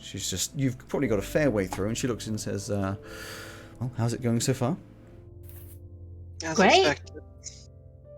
Okay. I'm only popping in to grab a couple of my ledgers before I move on. Is there anything you need? I'm more than happy to get you some water or something like that if you are keen. I'm okay, thank you. Water's good. Water would be good. I'll get some water. I'll be back in a few minutes. I have some things to do, but I'll bring back some water when I do. Okay, thank you. Yeah, and she steps away, and then a few minutes later just pops in a couple of cups of water just for the both of you, and steps away again. Any conversation between the two of you? So what actually happened yesterday? We were given another job from somebody who put a weird envelope in our room with magic of some kind. And it was meant to just be a job where we'd find some names, but we went to that real sketchy part of the city, and it was mostly fine. And then it immediately became very not fine. And I froze up because I didn't think there was any way of getting what we want. But the other guys kept talking, and that freaked me out. And then I felt like there was, that feeling like you feel like you're being watched. Mm-hmm. The hairs on the back of your neck stand up. I felt that.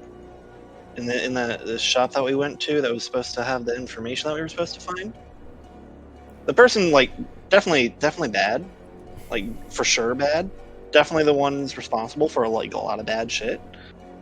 But obviously, we're not threatening. We weren't going to get any information. So just try to get the heck out of there. Have you ever thought of not doing jobs, maybe? Listen, if I didn't go with them, then they still would have done it, and it would have been worse. True. But what happened? I knew you were in trouble. How? I could hear you. It's like a sister thing? I don't know. I could hear you thinking you were gonna die. I did say that a lot of times while we were down there. Yeah, I could hear that. That's how I found you. I could sense you. That's a new one. I'm used to hearing other people. I didn't know I could talk through this thing. Probably hurts. Yeah, you go to do that, and two things hurt. One under your arm, two on your head, and you're just like, Yeah, probably not clever. I don't know how it works, but somehow I heard you, and then it woke me up from my sleep, and and I was able to follow it, and I found you. Well, that's good. I I guess that's another thing to ask my psychology professor about. Just stay out of trouble, please. Tell This that is to becoming Grandma. hard enough as it is. It's This not is usually not the how kind I of trouble. wanted my uni to go. I figured that's how it'd go after uni. I didn't expect in the first week. I would like to make it through the first semester. That'd be good. Yeah, that would really be good. Yeah, tell the other guys as well, though. Because, I mean, I'm not just going to let them go and die on their own. That'd be Trust bad as me, we're having an apartment meeting when we get back. That's probably good. Good idea. Yeah. We did one part really well, though. Shame you didn't do the last part very well. Yeah, well, they used all their magic, and, I mean, I just have a knife. I should probably get a second knife.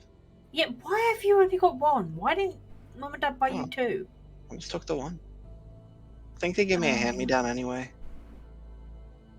They took me to buy mine. Rude.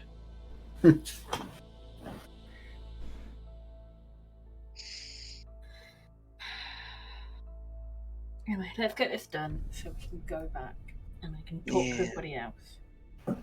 Sure. So you get back to your paperwork. Boring. I'm sure there's like many a moment where Maisie, you're just doing things, and then either you're. I look down at the drawers. I'm like, did I tell you I got some thieves' tools? No. For free sets? Was that a response or a command? I'll let you work that one out. You want a set?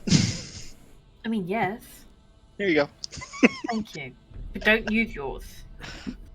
I already did. Exceptionally well.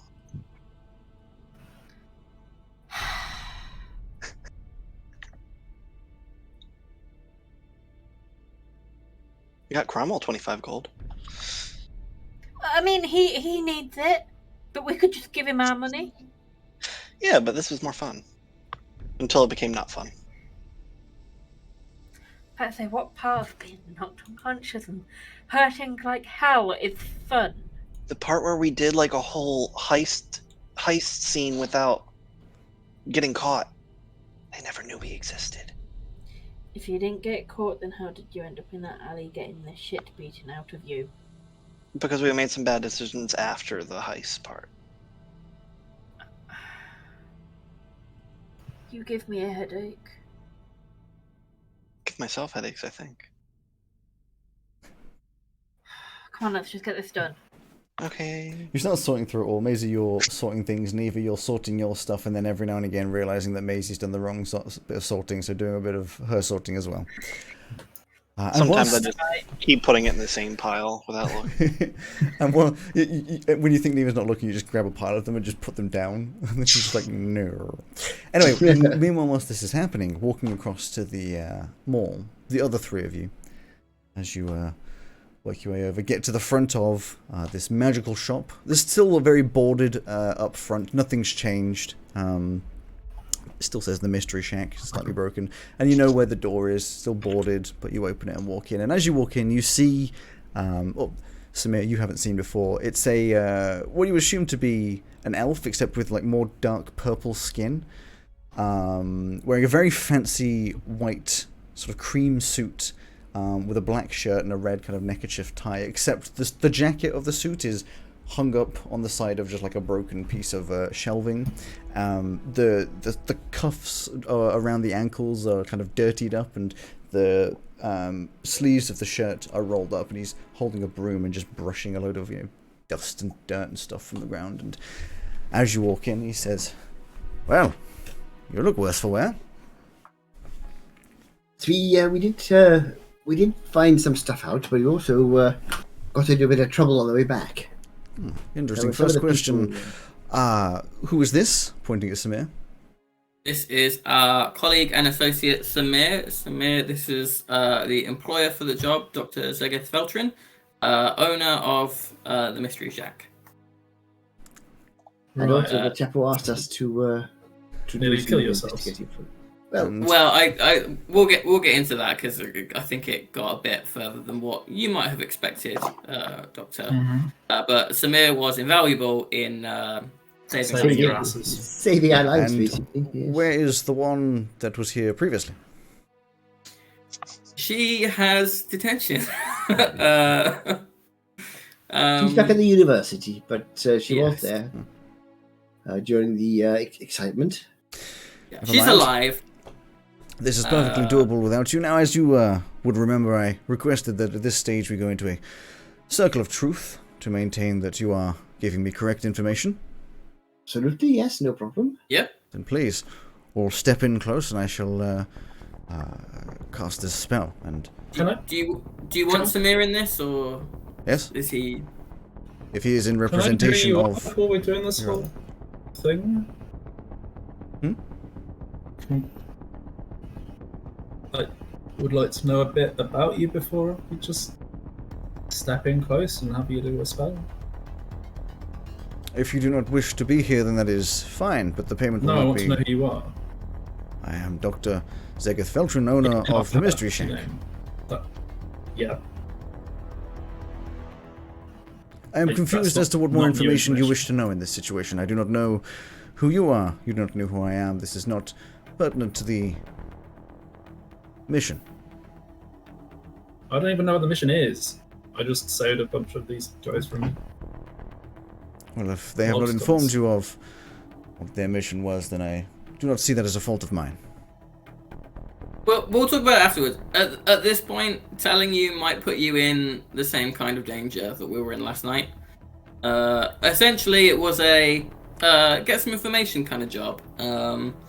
But the information that we have has turned out to be a little more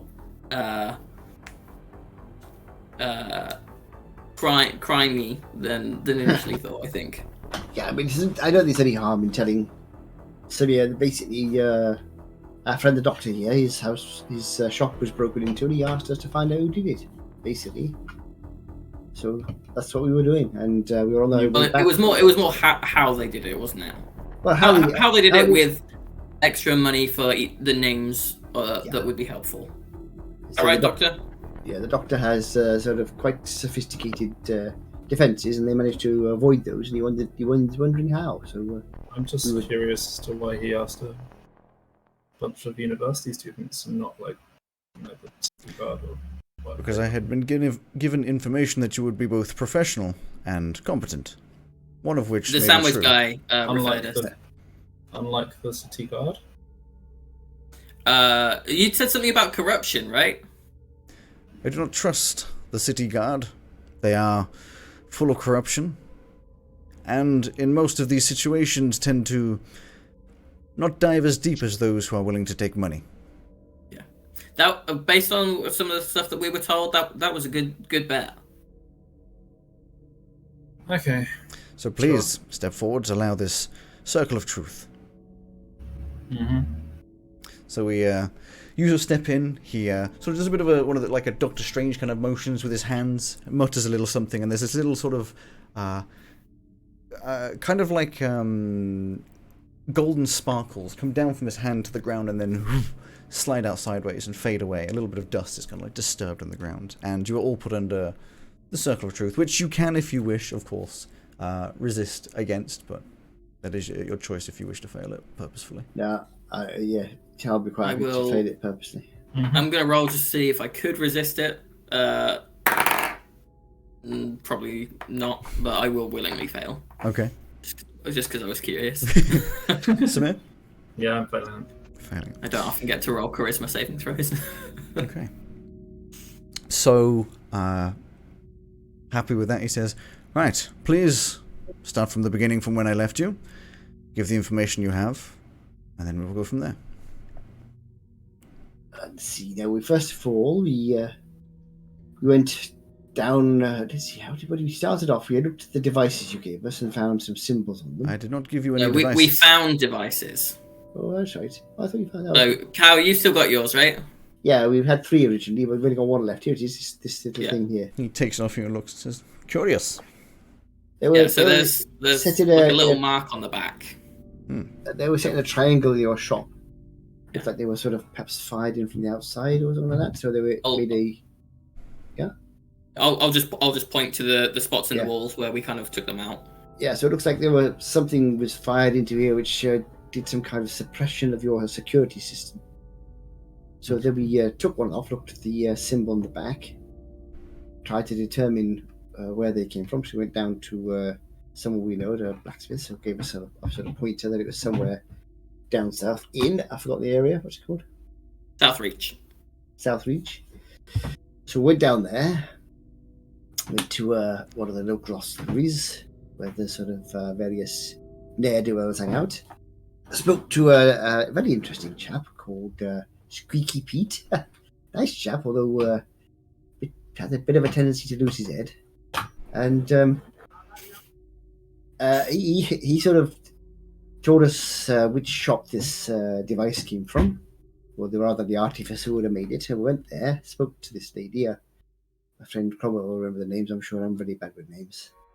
And she wouldn't tell us who she sold them to, but we thought that was probably enough to be going on with, so we headed back and then got jumped by a couple of very large chaps who tried to kill us all.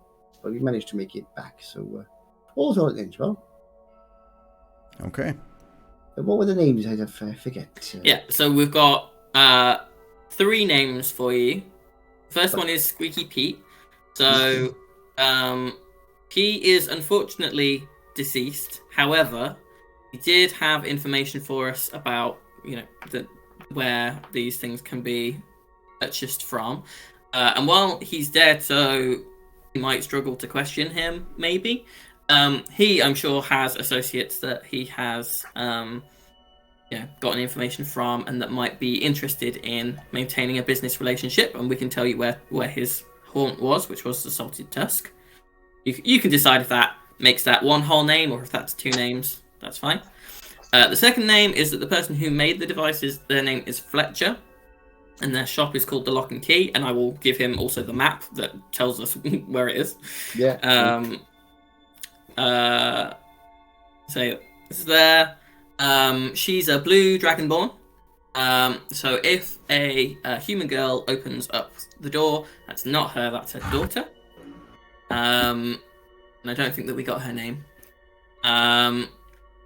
She kind of gave us a warning to back the fuck off, basically, and was not interested in an introduction to you, although we didn't give them your name or tell them any kind of hints, other than we were investigating some work that had been done using her devices. And then the Lockstones who jumped us said Chessa sends his regards, their regards, Alex. Roll to see if you remember. I'll roll as well. Roll for pronouns. 13 plus, what am I adding? History. Is this intelligence? History. Which is based on intelligence, I believe. Which one did you say it was? History. History. 17. It's a history. And I'm rolling a 21. It's a him. His. Oh, by the way, I forgot to so mention his regards. Squeaky Pete asked us to do a little thing for him before he'd tell us anything, so we had to do a bit of a sort of visit to a warehouse and got a ledger. What was the name of the warehouse? I can't remember the company. We never found out. It was Warehouse 22. Yeah, well, 22. I don't know quite if that fits in anywhere, but it's something that happened during our investigation, so there you go. Okay. So Squeaky Pete and the Salted Tusk, Fletcher and the Lock and Key, and Chessa, who is presumably some kind of criminal boss, because his henchmen not only were able to make themselves go invisible, although we couldn't find any devices on them, so that might have been just under their own power, or someone else might have done that for them. And their clothes were very nice. Yes, very expensive, I thought, but certainly for that area. So I imagine that Jess is probably the one who masterminded the robbery of your shop, I should think. Yes. Oh, yeah. We think that they followed us from Fletcher's place. So, given that they said Chester sends their regard, not Fletcher sends their regards, I think the safe assumption is that Chester is the person that you're looking for. Interesting. I believe that would make it 80 gold in total. Great. Thank you. That sounds very kind. So they just they reach into a little pouch, or a little pouch at their side, count out 8 platinum, put it into a nice little bag, tie it off, and hand it to whoever's closest. Probably Cromwell, because you kind of taken the lead on the thing. So just hands it over. Thank you. And I believe we'd said about this is the start of a great relationship, and you'll consider us for any work in the future. I will keep you in mind if I feel it is necessary. The Squeaky Pete, I must ask, his demise, was that your doing, or? No, that would be Chesson, I believe. It was his henchman, if you want to use that word, who basically, when they turned up, they had his head with them. So I presume they must have killed him. And what happened to we were not directly the cause of his death, but indirectly, almost certainly, yes. And these bodyguards, where are they now? Well, sadly, we were forced to put them down because, they'd already, poor old Cromwell had been knocked down once already, bleeding out, and that had two friends, Maisie and Neva, were in the same sort of situation. We had to fight back, and unfortunately, the only way they weren't backing down, so they. Is the alley that we were jumped in on the map? No, it would be further out than that, because that map was... Well, I'll just tell him the kind of the directions and the things that were in it, like stack boxes, and etc. Fair. In which case, I believe this concludes our dealings. I thank you very much. You're welcome. I hope you don't have any more trouble with your shop. Yeah. Any words on when you might be reopening? Would be very interested in coming to call. He looks around and says, "Once I have this place sorted, I can offer a cleaning service if you would like." I am okay. Let's try. Okay. Well, Thanks, to Doctor. meet you. And good luck with cleaning up your shop then. We'll no doubt be seeing you soon. Excellent. So he takes the little device that you gave him, pops it in his pocket, and just starts sweeping again. Vidal. Oh, Kel will head out. Yeah. Same. So leaving it, frankly, kind of dumbfounded that you considering working for this guy again. Oh, it's not his fault that it turned out to be so. But I'm going to be honest, I didn't realise it was going to go quite the way it did. I thought we'd be finding a few sort of. You don't think that if this guy is targeted by these sorts of people, then it might not have been the first time that this sort of thing has happened to him? Now, probably right. But when we started investigating, it was like some sneak thieves broke in and trashed his shop. That's obviously but he just didn't. What did they even steal? Very little, apparently. He was saying, although if he's, I'm pretty sure he told the truth. He said that all his good stuff was blocked up. Yeah, he said that word had probably gotten out because he gets stuff in. He said that he was under the impression that people had heard about something that he'd gotten in, and they were under the mistaken impression that he would keep it in his shop rather than somewhere more secure. So they broke in and actually only ended up stealing some rope and paper and stuff.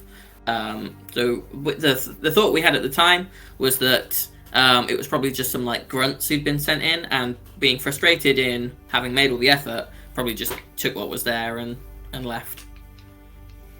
Right.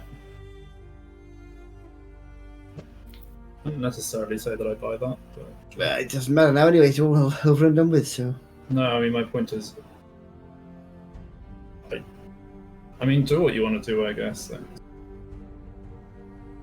I'll tell you what we're going to do next time. We're not going anywhere like that without you, because That ammo of yours is fantastic. Because I'm not going anywhere near this. Well, I guess you're not either. It's very impressive. You did a really good job. Thank you. Although I did feel a bit sorry for those poor Loxodon. They were really doing a job, weren't they? They nearly killed 2 of our flatmates. 3 actually, but 3. you know. I got better. I've heard that before somewhere. Anyway, we all get away. I mean, I didn't fall over. I nearly did, but I didn't. And you I didn't survived. fall over. Is that the positive that you're finding? Well, it's a bit better than.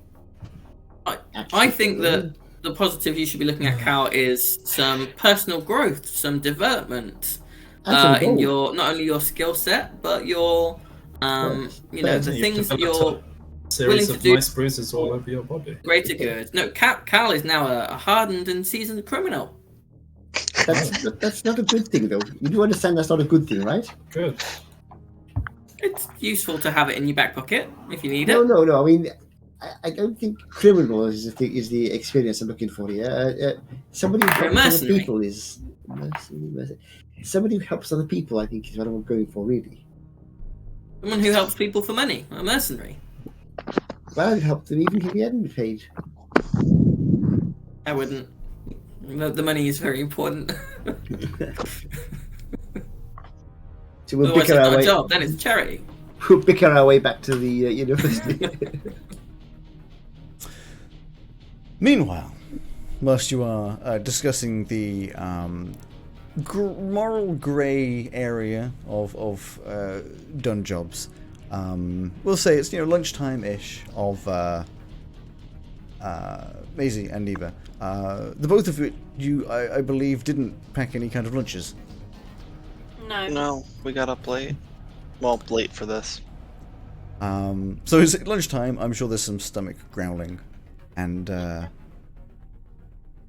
Velka, Professor Dinzin, walks in once again. This time with a little box. It's a little box of what is probably reheated pasta, or something other similar. Just walks in and pops that down at the desk and just starts reading it, but doesn't really just acknowledges that you're there, but doesn't really obviously want to necessarily disrupt the two of you. So just sits down.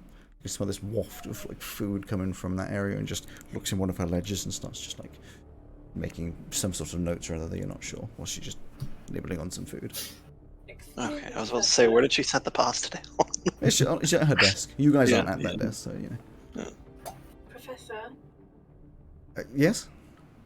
please may we be excused to go and get some food? We've got some with us. I do believe you were told to bring some food with you. I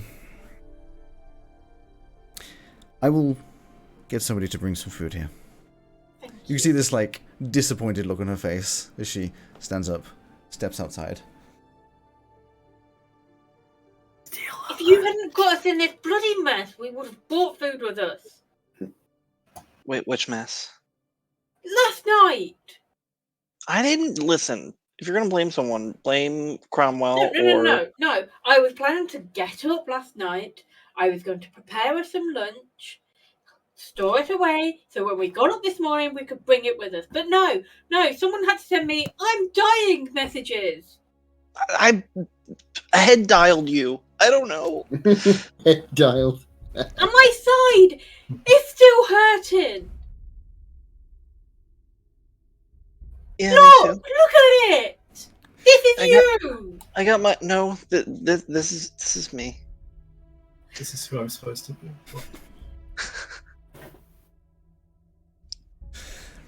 After a few minutes, Professor Dinzin walks back in, holding 2 more pots of pasta.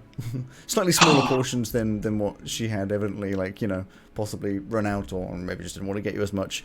Warm, and just walks in, hands the 2 to you with little forks, and just... We're probably still arguing as she walks in. Yeah, it's halfway through your sentence, you're like...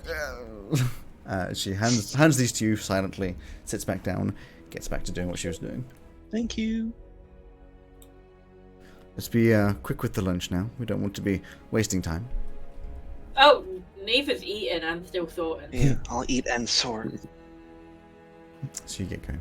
After a little bit, 20 minutes or so, when you finished your pasta, she's finished her pasta. still sort of writing. You can tell that she's obviously arranging like syllabus stuff or something, just looking through lots of different things. She just lays down a pen and says, "I do hope you understand why you are under punishment. Yes?" Yes, Professor. Maisie? Yeah. Yep.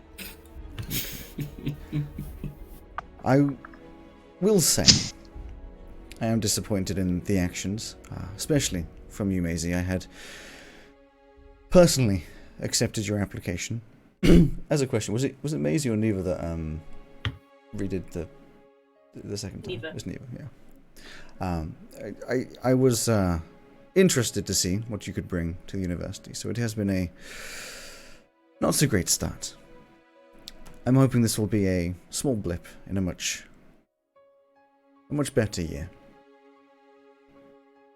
Me too. Hmm. What do you mean personally accepted? Well, for the courses that are given, those in charge of those courses get given the many applications that run through, and we get final say of who can and cannot come onto our courses. It was a mixture between me and, of course, my fellow professor as to who could come into each of the individual courses. I was interested in your potential. Well, thanks. I'm afraid, Neva, I have not seen your background or any of your applications, so I cannot speak to you, but I am sure if you managed to get into this university, it was a very impressive application. So, let's She's a little more bookish. keep this bad behavior to the minimum. Yes, Professor. How is the work going? I can see you've made a fairly good way through the pile already. I'm going to be seeing papers in my nightmares. Fair enough. We are, of course, looking to punish you, not give you a fun weekend. That's fair. Yeah. Okay. Well, as I'm sure you have gathered today, I am extremely busy, so I'll be heading out again. I will be back at some point to check in.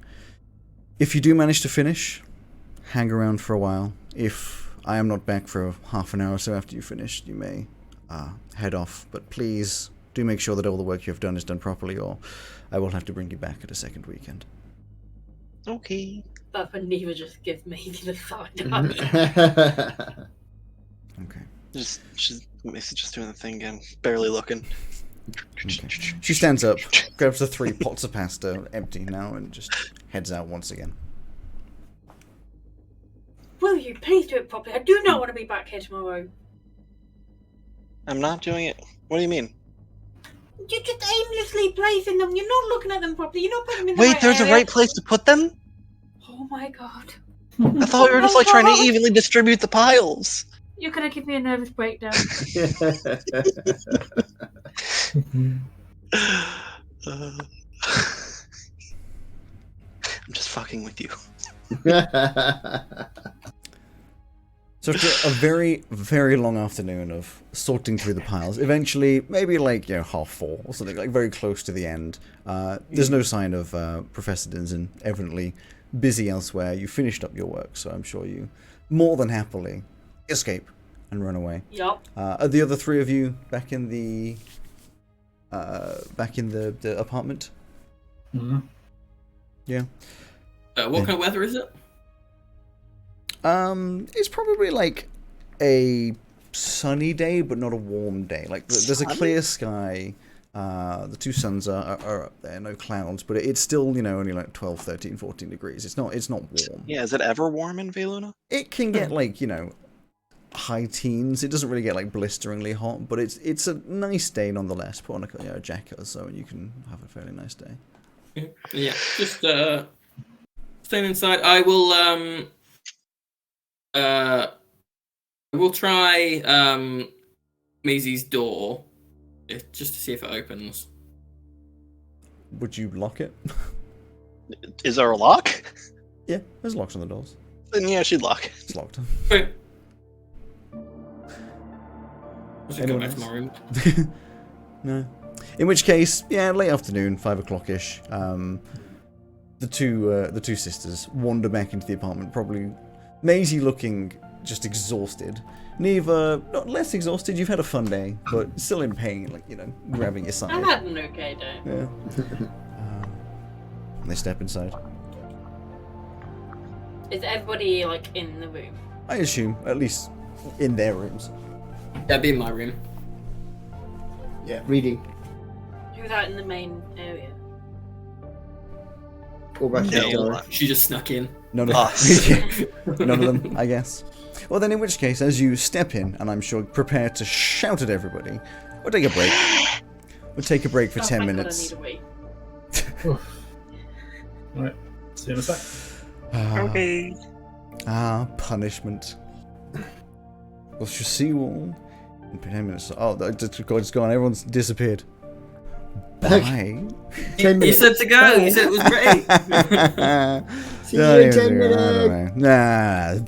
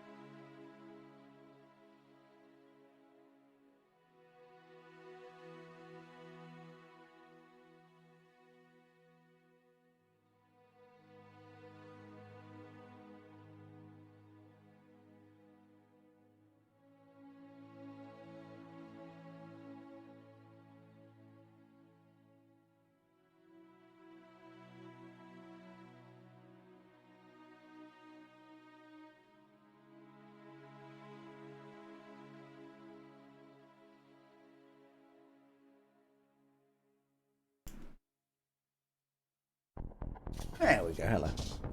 Hello. It's very weird watching you go from Greg's screen to your own screen. Surreal. Huh. What's happening? I mean, you're muted.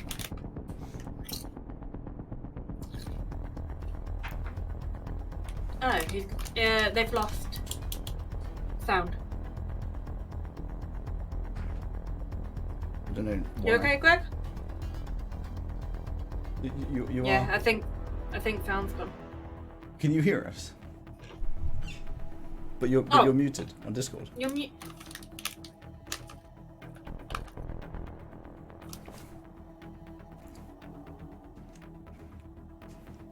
There we go. The Sarah's microphone or headset thing here is very temperamental. Weird. I can't say I've ever used it. What the hell? Did it again.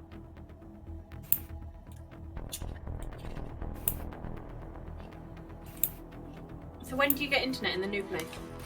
Monday. Monday. Hello, What's that? Joe. Hello. What's this? It's insulin. Just I drugs. I've got you in little pictures, so I couldn't really see. I was like, what the fuck is that? Just drawing out the drugs, you know how it is. Yeah. As you do. Gotta get my fix of insulin. There we go.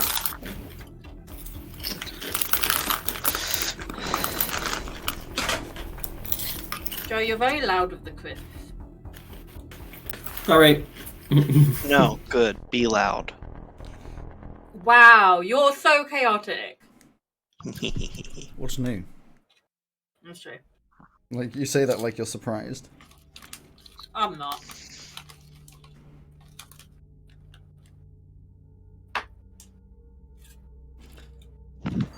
Beep, beep, beep. Oh, did you bring that with you? No, I got it here. Oh, he's so cute. His name is Pogo. I love it. Yep, it's Pogo the cat. Thing. Cylinder cat. Cylinder cat, yeah. You got it here? Yeah. Haven't you only been in the country for like 12 hours? Yep. Over 24 now. 24, yeah, over 24. 30. I can math. 31 To be fair though, hours. you bought it when you'd been in the country for about 5. Did we go that soon? Yeah, we went for lunch straight after our big Holy trip. hell. Yeah.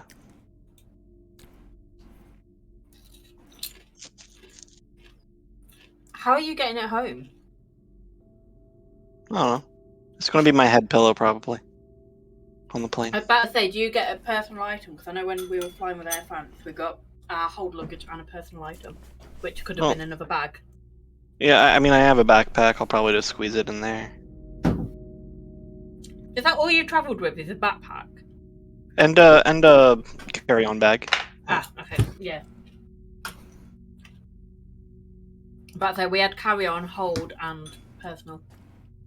You're here for over 2 weeks with just a backpack and a carry-on? I will never ever trust airplanes with keeping my luggage safe. If I have to check the bag.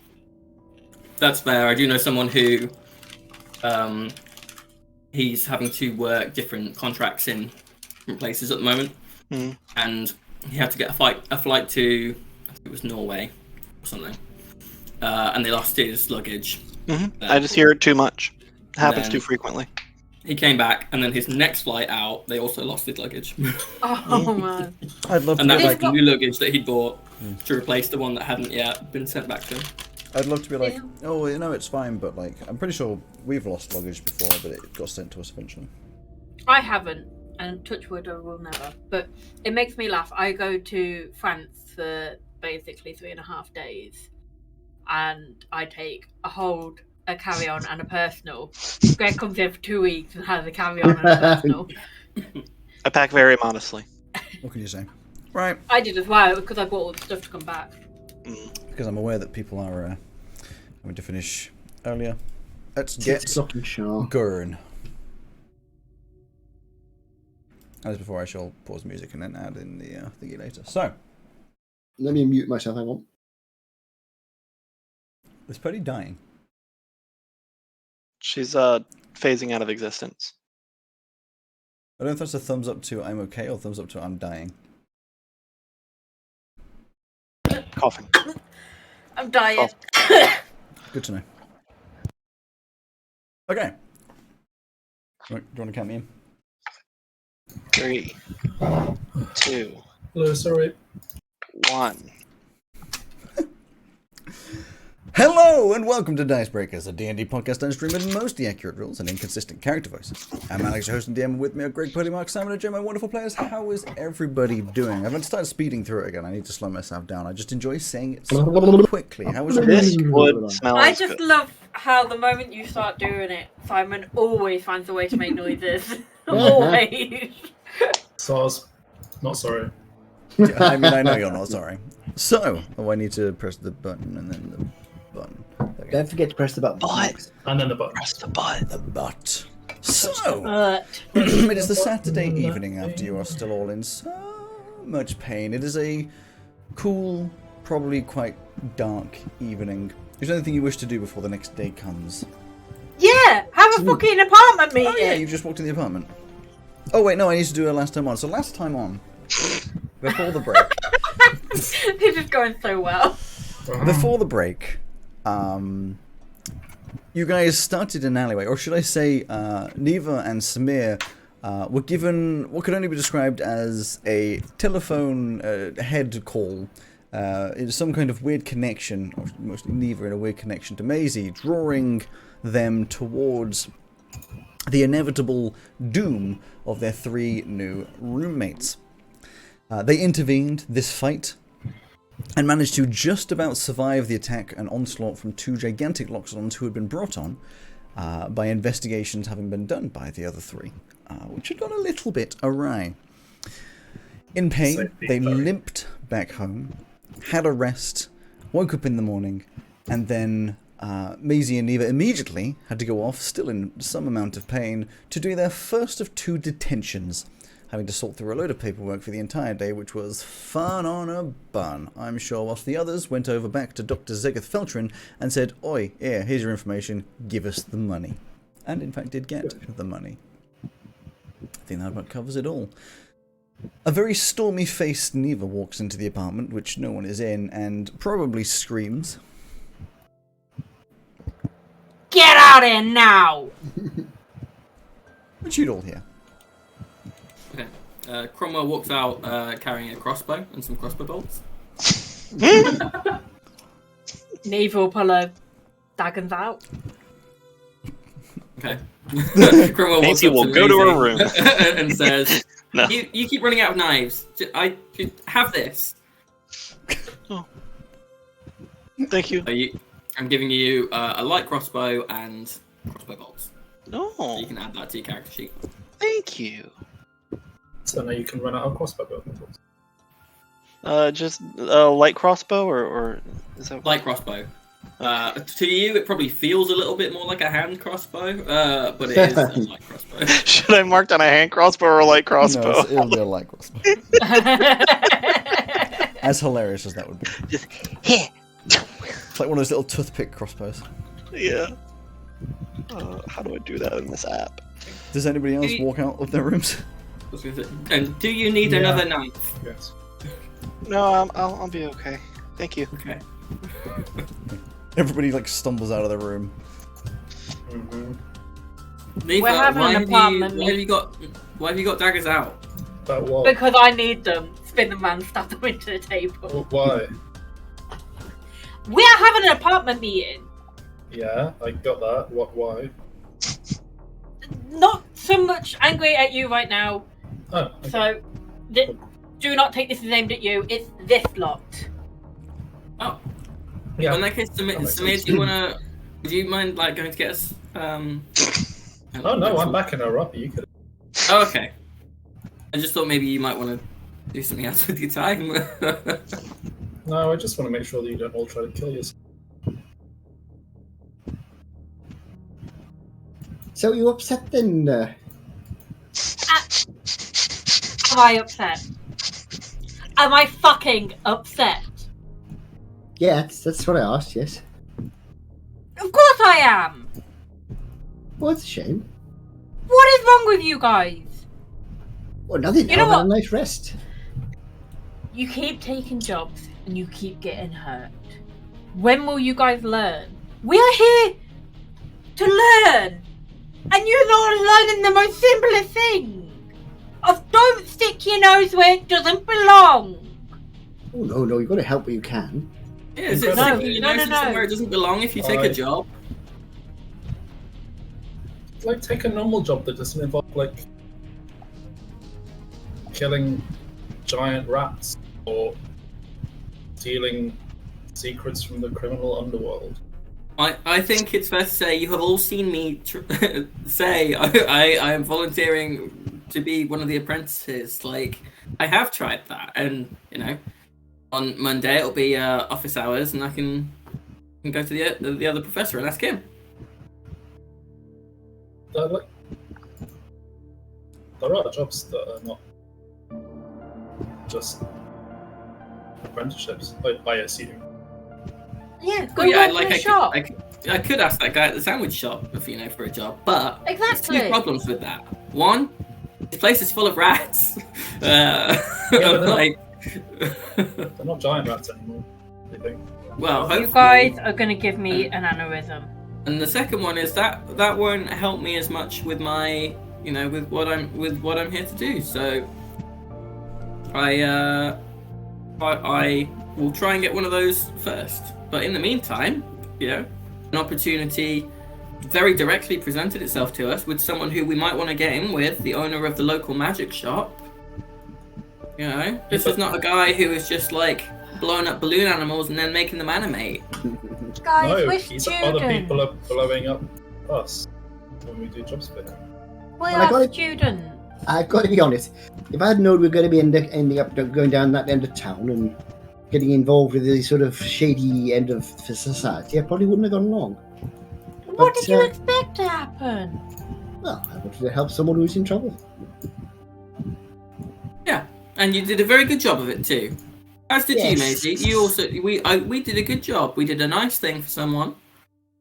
How about And we start from home? You start helping people at home. So what Okay? can I do for you? Not give me a brain aneurysm. And And Eurism. I said won't it give you 5 minutes ago! I think she's having one. I think she's I got won't, one. I won't give you any of those things. That's fine. No brain think my things own- at all. I think my only critique is we probably should have just left once we got the name Fletcher from Squeaky Pete. That probably would have been enough. Probably true, but no, you see, that's the trouble, isn't it? Hindsight's For once, always I very actually clear. agree Yeah. with Failure is the greatest teacher. And so that way, Yeah, and We're you have sorted to now. learn. And work because of as it, well. we were able Pete to pass on the did name kind of Chester. just tell us to not. He didn't say not, but he seriously suggested to not. Well, I Oh, put I it this didn't way, get- I I'm didn't not get going that back at all. into that end of town again until we've got a lot more experience under our belts. Well, my belt. We anyway. shouldn't show our faces there. Never! We shouldn't show our faces there ever again. Oh, I don't know. There are people down there who need help. You can tell. We shouldn't. Are you here to go to university, or are you here to help random strangers? Both. But which one My- of those are you paying for? Neither. Right. But my my life is to help other people. My education is to help me. So obviously, helping other people will come first. But We are literally you- here to go to school. So let's just do that. Let's just be normal people who go to uni.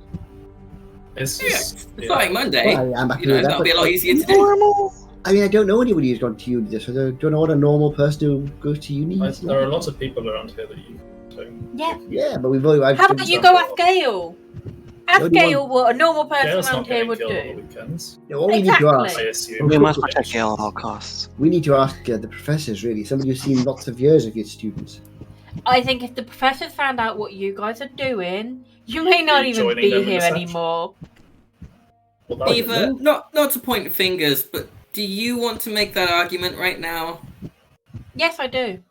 Yes, I actually Okay, do. I think you're full of shit. We weren't the ones in detention today for Yes. But you would damaging have been. a Yeah, landmark, an artifact of the past. 100% That's what you agree. did, And right? I have learned from my mistakes. And I am So not have we. going to repeat them like you guys seem to be doing. So Oh, you're good not news. curious about what's in that treehouse anymore. I will always be curious, but I'm not stupid enough to do that again. I'm glad to hear it. I was always told to be more brave, be more outgoing. So I tried that, and look where it fucking landed me. So I'm going back to being me. Following the straight line that my life is on. Yeah, that's what I'm doing too, you see. When I was brought up, we as monks always used to go out to the what you would consider the dodgy areas of towns and cities, because that's where the people in need are. So I'm quite at home there, those sort of areas. Yeah, there's danger, but that's part of the job. Yeah, Fine. but now we're It's not like a job, you're not marked. getting paid for it. Now we're like marked, so we can't go back to that one. No, I'd Why agree we with that. Huh? You know what, Kai? Why are we marked? Oh, because We walked right up to the head honcho of like Yeah. all this shit, and they know our faces now. and I would say that having unfortunately had to sort of deal with those two characters who came from whatever his name was, I imagine they'd be very displeased that they didn't end up going back to him again. Although, to be honest, I'm glad he didn't get our heads or whatever it was he asked for. You know what, Cal? You want to do that? That is perfectly fine. No, I just said Do not take my little sister with you ever again. But I just said I wasn't going to do that. That's what I'm You saying. do whatever can't you do want. But if my little sister comes to harm anymore, your head will roll. that. That's part of the job as well. What, having your head cut off? If necessary, if it's what it takes to help people. How does that help Who anyone? are you helping? Who are you helping? Twice, You wouldn't need my to. sister has came back, hurt. You're not helping her, are you? Yeah, I did. Well, did you? How? Yeah, I did. Because when she was down, I walked away, got hit in the back while I was saving her But life. she wouldn't have been down if she hadn't gone with you. I mean, That was her think, choice, wasn't it? I think you guys are maybe discounting Daisy's agency here. Like, you know, we none of us have ever forced the others into anything. Oh, absolutely not, no. We received a letter. You guys weren't here. You had other stuff that you were doing, and so the three of us, went to go see about this opportunity with a respected member of the local business community, and the three of us individually decided we would take on the job together. That's right. Cromwell, although are I- you from here? No, I'm from Cortia. You keep asking Yeah. me that. No, I was just double checking because you seem to act like you know they were respected here. Almost as if Yeah, you actually he's know got- this place. Yeah, he's got a shop. And So? when I went into that perfume place to ask, they seemed to think he was all right. And you know, we was given our information by the other fellow that Man we with helped. the giant, scary, That's poison the steel one, rats yeah. in his basement. That's the one, yeah. Yeah. Who Sounds I'm like guessing a- is an although I do over-respected respect person the round here. Although I would like to remind you, Cromwell, I did say that I didn't want to do it if anybody was going to get killed, and sadly that did happen. Yeah, but we didn't know that was going to happen. We did everything that we could to make sure that didn't happen. Yeah, it's true. Apart from walking away when you got the information. We Yeah. did walk away. But we No, didn't no, we didn't know at the time that was the best time to walk away. Yeah, as I So say, the problem with that, when will you know? When There was one no of us point. is dead? That would be a clue. Yes. yeah, that'd be good. The trouble is, you see, with anything like this, is it's always much easier afterwards to look back and say that's the point where you should have stopped. But at the time, you don't know, do you? I mean, when we came How up against- about next time we stop at the start and just don't even proceed with it? So let's play this out then. So we get another offer come in from, let's say a professor. Is that we're taking on extracurricular jobs, Pick any professor at random that you like. Doesn't matter who it is. Who's taken Who was your detention with? Professor Dinty. Sure, Professor Dinzine then.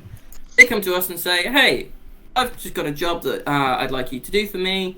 I can't guarantee that it'll cover X, Y, and Z, but I would like you to go to this place and get this thing for me, and I'll pay you 20 gold to go and do it. Maybe You're saying that we maybe we draw the line at a person who's real cagey and won't give us a lot of information. Yeah, about I highly themselves. doubt our professor's going to put us in I danger. did literally ask that guy who he was. Guy who Oh, so himself. Your mic keeps going in and out, Simon. Yeah. Sorry. I don't know what's going on. Probably. You asked him who he was, and he told you his name and what he does. Yeah, which he had already been introduced. I was asking for more information, not less. We spoke to him Like- originally. We did sort of. I don't know what the equivalent, what the proper equivalent of insight is. We did sort of. We didn't just take his word for it. We tried to make sure that he was telling the truth, and he was, I think. he was. He just was not telling us a lot of Yeah, stuff exactly. as well. I'm not saying that he was lying. I'm saying that I gave us. Can you hear me? Is that better? It keeps going in and out. Yeah. Have you got a fan on?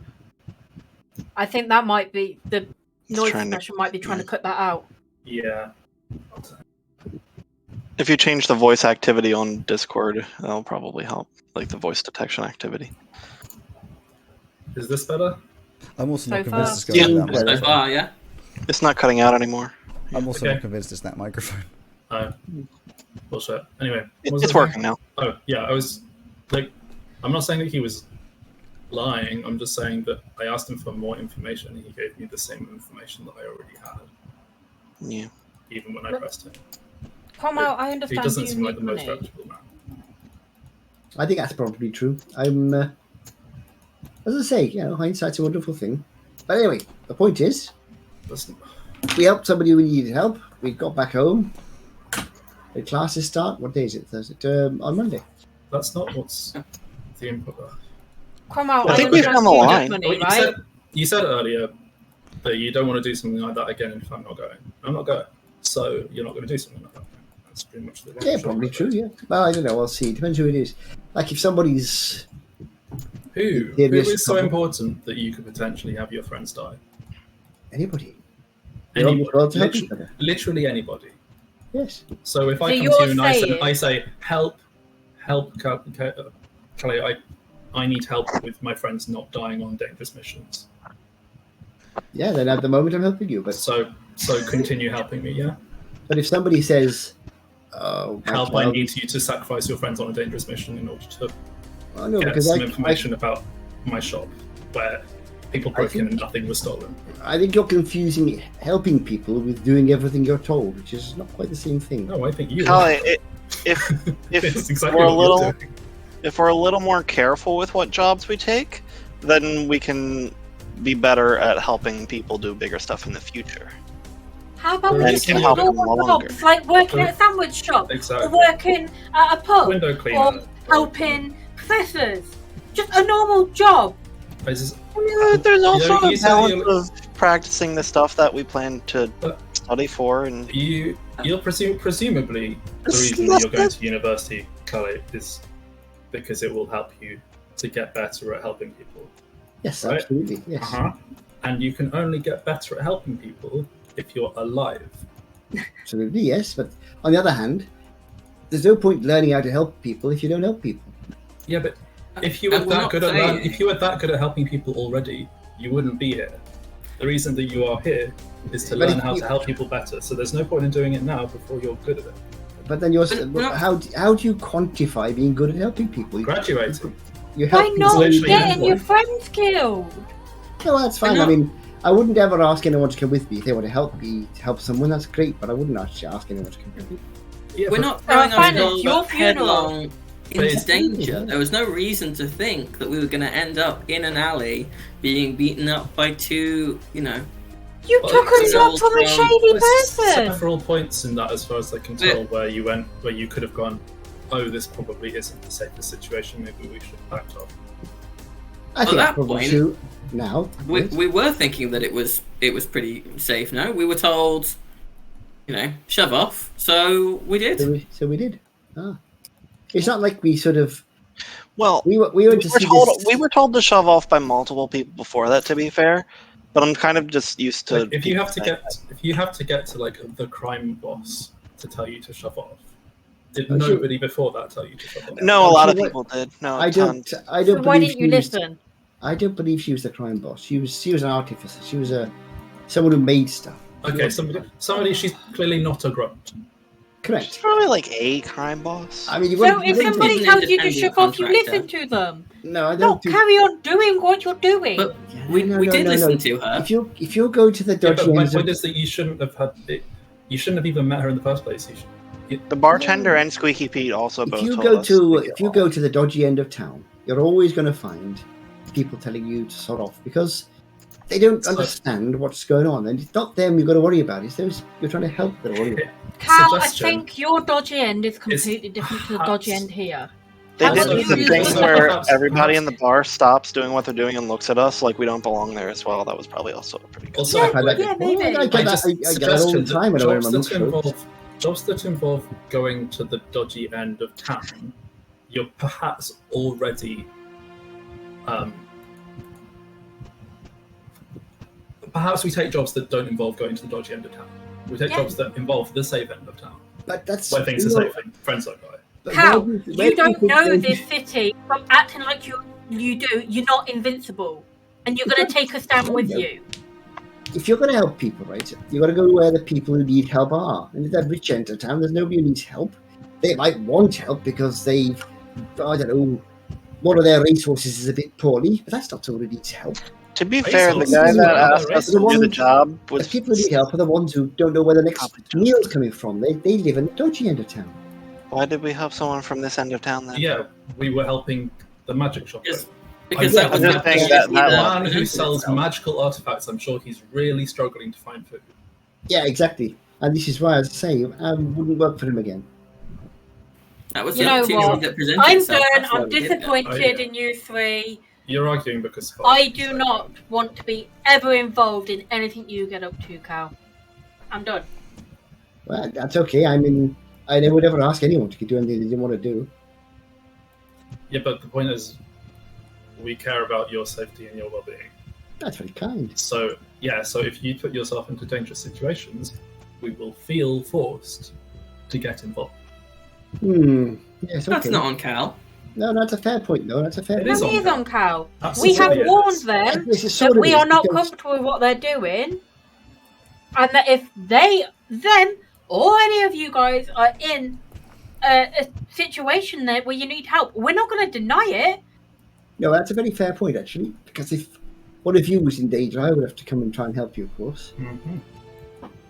That's No, I certainly not think the that. same thing. You feel compelled to do that partly because of your religious beliefs, Cal. But say, if I was in trouble, as we were, I wouldn't hold it against any of you if you didn't come to help. That would be, if it's in a situation of my own making.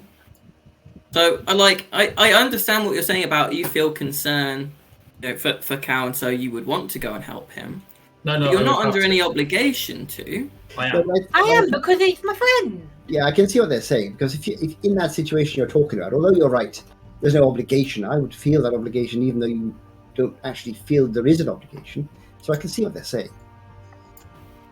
Can we just agree to at least be more careful? Definitely. I Sure. don't fancy going up against Okay, but That's the these learning great big experience. losers again. Not nice. I want to survive this year, and I want to survive it with my friends by my side. That'd be good. Let's start with the medium of more careful. mhm. There's plenty that we've learned from this. So, Maisie, you now have a new weapon that won't run out as much as one dagger. Yeah, I should probably try to learn how to use a crossbow. Huh? How does you one go. dagger run out Out. less than something that literally has bolts that run out? Because if Well, you throw the I can dagger throw and then the you don't dagger. have the dagger anymore. What are you throwing your dagger for? It's fun. And Cal, potentially, from what has been said, being more discerning about the helping. And for Yeah, I me, think that's what I've learned is to be a bit more sparing with the magic that I can do, so that I can then keep some in reserve should something go wrong. And apparently, And I can then now I just can be a bit more useful. tell when we're being followed. Apparently, that's that fun. was quite interesting. Yeah, And that I was think, very strange. Yeah, useful, but very strange. yeah. I've came here to learn, so I am going to study. I am not getting involved in any extracurricular crap that you guys are doing that is not university approved. Yeah, Well, it is okay. different. If it is different if a professor comes and says, "Hey, can you help?" Because they're a professor, Mm. not just like some guy. Okay. Well, if other people do kind of are given our information, would you like us to give you the opportunity, or would you like us to just leave you out of it? Just let me know where you're going and find a way to contact me if you are in danger. But I do not want you guys to get into danger. Yeah, I think one thing we must take from this is that we need all of us to agree if we're going to do or don't do something. If we're going to do something as a group, but if I want to go and not a job or a mission, but if there's somebody in need, I'm not talking about going into the bowels of the crime-ridden areas of the town to try and find the kingpin or whatever. I'm talking about somebody who's poorly and needs me to get in some medicine. Then I probably would do that on my own. We can't go back I down agree in with that that. area. I disagree with the whole everyone needs to agree thing, but I agree with the other thing that you said. Well, take it as you go, then, shall we? How? But you're right there, Maisie. If I think going to that particular area again at the moment would be, rash. Deadly. I'm not convinced that Carl's learned his lesson, but Grummel's kind of an enabler. Cal, I think you need to take a minute and think. You are only 30. You don't know what life is. And I'm not saying I do. But you don't know what life is. You don't know this city. You can't go running around like you did back home. You had the support of your monastery back home. You knew where you grew up. Here, you don't know where you are. You don't have that much support. Your support is in this room right now, and we didn't do very good. Very fair, yes. How about helping people? Yes, I totally agree with. But being sensible with it. And doing it every now and then. You are here to learn. You are not here to help people. I mean, I agree with all of that, although I'm here to help people and to learn. But yes. When you were sent here, were you sent here to go to uni and learn? Or were you sent here to carry on being a masonry and doing things to help people? A masonry or a monastery? A monk, I think, is what you're hunting for. Yes. So the answer is, I'm here specifically to learn, but I'm anywhere I am to help. But how can you help if you end up getting yourself into trouble? Very fair point, and I shall try not to. No matter what we say, you're just going to carry on doing what you're doing. I'm not going to actively look for people to help, because I don't... You're right, I don't know this city. In fairness, you didn't actively look for someone to help this time. We just you also got a letter. Can we not trust letters that teleport themselves into a... Also, just as a general... How about we just not trust anything that is not university approved? How did you know he teleported it in anyway? He told us. Yeah, and there was no sign of like a break-in. I mean, yeah, but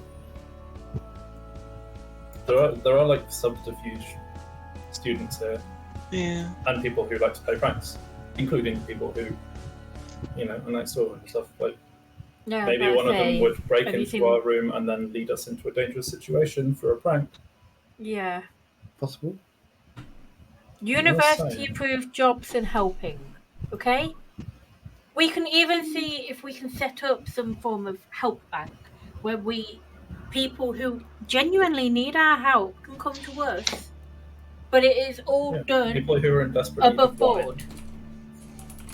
I mean, I'm always willing to give wine down. For the moment, Okay, good. it's a bit of a moot point anyway because no one's asking us for anything at the Me moment. and Neva have set up our Exactly. part, and that's kind of. Yeah, Also, exactly. come out And if he's- you need I mean, money I that mean, much that you need to take a job like that, please come to us first. you're I making have the good money. points. Yeah, I mean, and I appreciate that. You could I help feel lot a of- little lot of weird people. working for you though. That would be strange. It's not I working do for owe me. you for the crossbow and dagger though. Yeah, Oh no, you can- I mean I've given those to you. They're not worth a No, lot. but- then so, consider like, they're your giving stuff. money for you. To you then. I mean, if you two want to give me money, that I'm not going to turn it down. That would be great, but I'd prefer to give you money than you I go don't and want get to owe. yourself I don't in want to trouble. owe you. No, you won't. Trust me. We have enough of it. And I would much rather give you the money and keep you safe than you go out and do dodgy jobs like this. Well, how our concepts of money, I would imagine, are fairly different. So, how much are you thinking that amount would be? I will happily give you, what's our money a month? A week? Yeah, I can't remember specifically. I believe. I mean, it's been taken down now. Has been taken down. I believe it was reduced down by 10. It was reduced by 10. Reduced by 10. I don't know. I was assuming you were somewhere in the range of 30 gold a month or so, 40 gold a month. Wait, actually, did I say 10 a week? Hang on, let me just look at the thing. But you continue.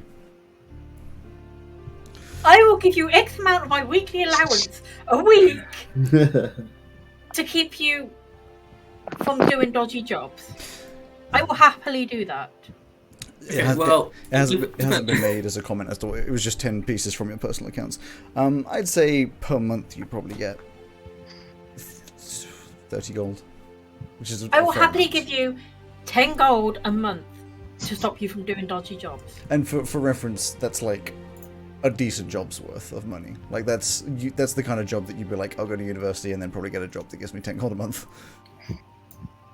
Okay, well, how about how about anything that comes our way, or specifically my way? Then I will just run it past you first, and then you can say, "Oh, I feel like that's a step too far," and we'll talk about it then. And then for 10 gold 10 gold a month or 10 gold a week? 10 gold a month. Okay. If I would rather give you the money and know you're safe than you go off gallivanting around this city that none of us know it. Okay. Well, if it makes you feel better, I will be a bit more helpful should it come to a fight or something like that in the future, because I will keep some magic in reserve. If a situation like that happens, why don't you ask Gail whether she thinks it's a good idea? Because she knows this place. I know, but I'd rather not get her involved in anything. You don't have to get her involved in it. Just ask her whether you think it's a good idea. Yeah, but then it's like the same thing of us being worried about Kale, and like she'll feel bad for not wanting to help. Well, then there's your answer. That's true. Yeah, but But she matters more than we do for some reason. Yeah. No. Cool. No, that's fine. We must protect Gale at all costs. But not us. We don't matter. But not your sister. That's not what. Why is this turn? I'm not the. Listen, I went to help. So did they. That's the problem. But I went to help them, not this guy. I didn't like him. I like him. Why? I'm not getting. I pick my daggers up out of the table and go to bed. I'm not signing off on anything where the guy doesn't want to tell us as much as he possibly can. Mm-hmm. That could possibly help.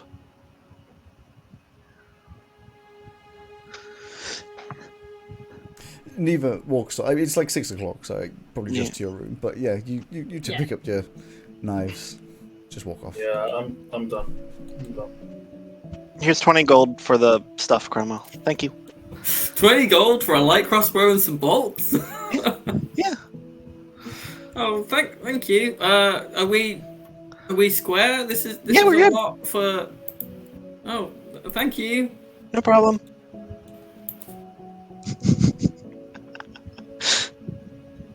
Yeah, it's like 10 times market price or something stupid. On the inventory sheet, it said the crossbow's worth, all that combined is 27, I think. Yeah, but not in this universe. Yeah, But 27 gold for a crossbow and for a crossbow and dagger. Yeah, really? yeah. No, in this universe, it's I thought a crossbow was like 2 silver. Nope. And you're getting it second hand at least. Yeah. in this world like an average crossbow, nothing special, but maybe 2 to 5 gold. Cool.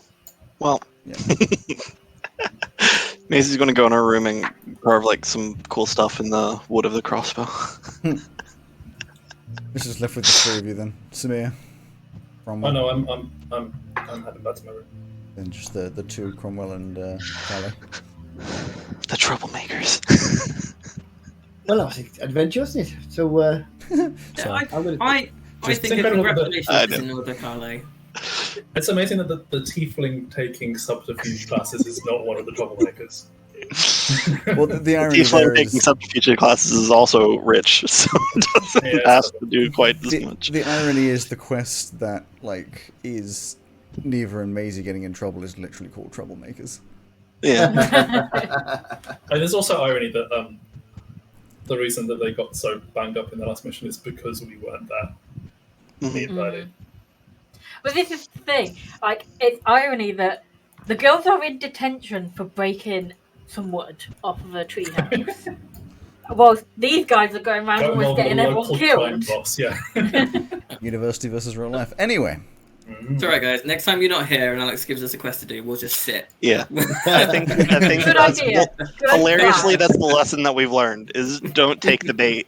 Good Sorry, plan. Alex. Your job's gonna get harder. Yeah. Sorry, you're gonna need a few quests. no, don't say sorry to me. Say sorry to the podcast. It's got some real boring episodes. Well, Today it's What's 4 that, hours of Neva? sitting around. Was that Neva? You are happy for us to go? Got it. Right. You all settle down for the evening. I mean, you'd go get some food at some point, probably separately, I'm sure.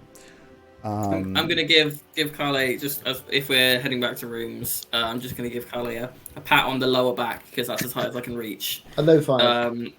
And say you did a good job, and I'm proud of you, and I think you should be pleased with yourself. Well, I sort of am. I mean, we tried to help, but I'm not convinced he was the right person to help. But we tried. Yeah. And Someone in need. We helped, and we've learnt stuff about it. We should probably just clarify though because as far as I know, we're the only magic people here. We should probably clarify what it is that we can do, because we were just slinging small spells about, and I'll try and keep something in reserve for next time. But I had maybe the you same should as well. problem, the same problem and the same lesson you did, which is I can do a few things, but not very often. And by the time we sort of done our first little bit with the warehouse, I was sort of running very short. So yes, like you, I'm going to be a bit more careful with what I can do. My forte is more, helping other people to do things well. That kind of thing, a bit of healing, that kind of thing, but unfortunately not very often. So I think I'm going to have to keep things in reserve a bit more, perhaps get a bit more involved with my mace and my crossbow. Although I'd rather not get involved at all with that kind of stuff, if I'm honest. That's understandable. I other than healing and making people feel good, I seem to be able to make people feel bad. So that's kind of part of what I'm here to kind of look into. Well, it's interesting because I can do things like I can make people a bit more effective at what they do, which is quite nice. And a little bit of healing here and there, things to help them not get hurt so much. But as I say, I can't do it very often, so we're going to be a bit more careful about when and who, I think. Okay, and just your descent did from Tritons and stuff, right? But you're not a Triton. That's right. My mother's a Triton, but I'm not. Can you breathe underwater? Or Yes. did you ever hear stuff about? Okay, have you spent a lot of time underwater?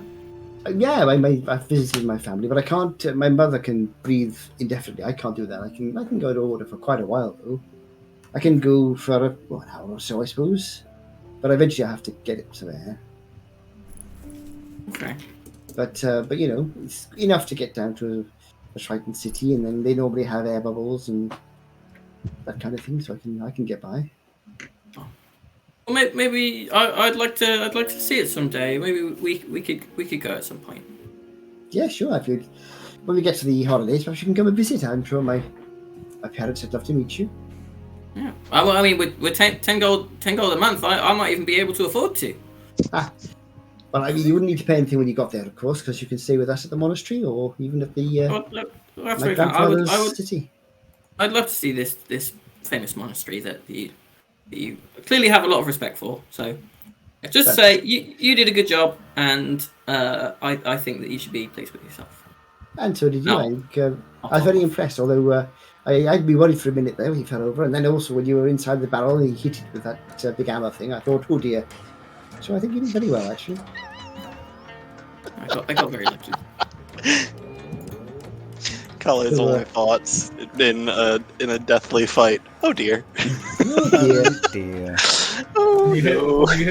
hit you with a big hammer. It makes it sound like it sounds like Mario Brothers, the Donkey Kong barrels. I was thinking Whack-a-Crom. Macacrom. The Anyway, I need to go and do my evening prayer, and then I'm off to get some sleep, I think.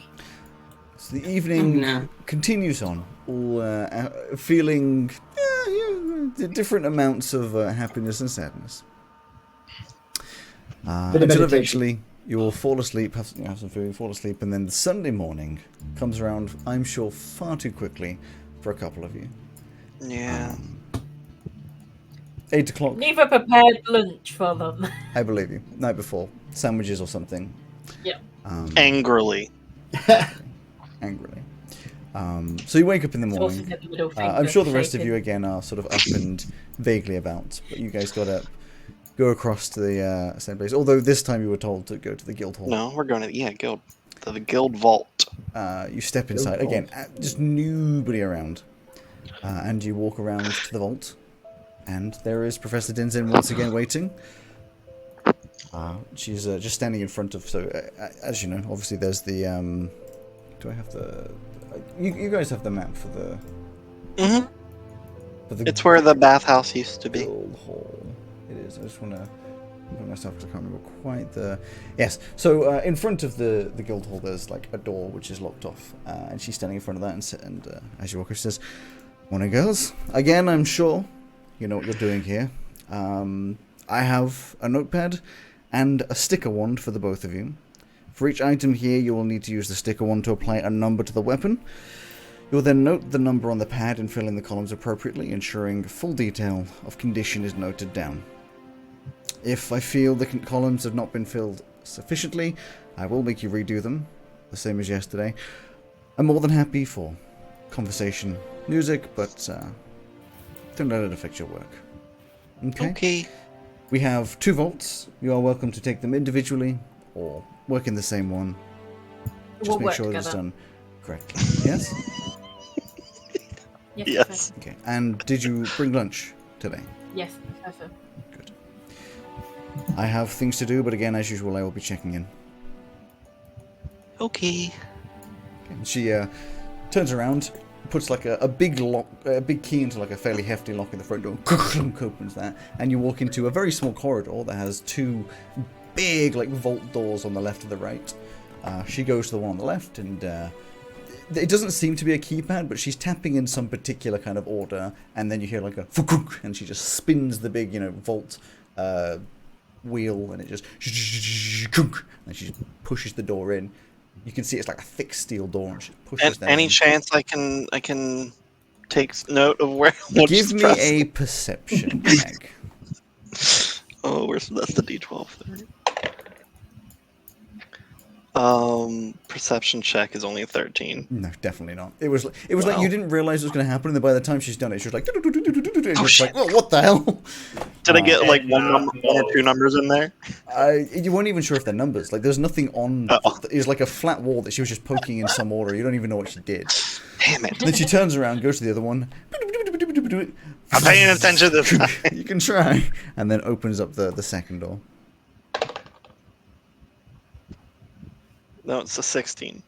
Still no. You gain the idea that there's probably some kind of like keypad-esque thing. It's definitely not like a standard 1 to 9. It's like bigger than that. You can see when she was tapping, it kind of lit up ever so slightly where she was tapping, as if it was like a recognized platform, but you're not sure what order or like what the class or anything is. You know, So I'll have to get in trouble again to get more information. Noted. Got it.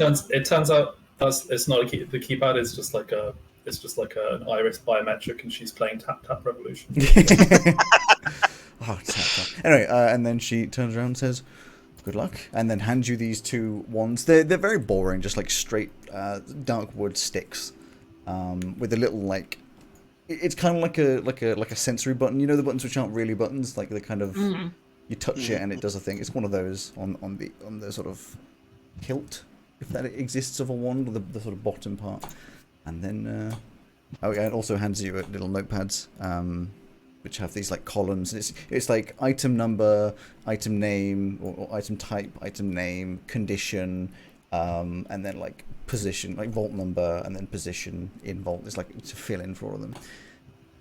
And you step into whatever vault 1 first, and you can see that effectively it looks like, as you can imagine, like a sports cupboard would look at the end of a year. Some of the things are on the wall. Most of them are just like piled on the floor and just sort of like all over. There's the setup of the vault. It's a big rectangle. There's a big table in the middle, which does seem to be movable, but there's things piled on it, leaning on it, all over the wall. And on the walls, there's racks and stands and all sorts of things to hold onto: daggers, knives, axes, hammers, and that's everything that's on the floor. All your standard sort of martial and sort of any kind of melee weapons.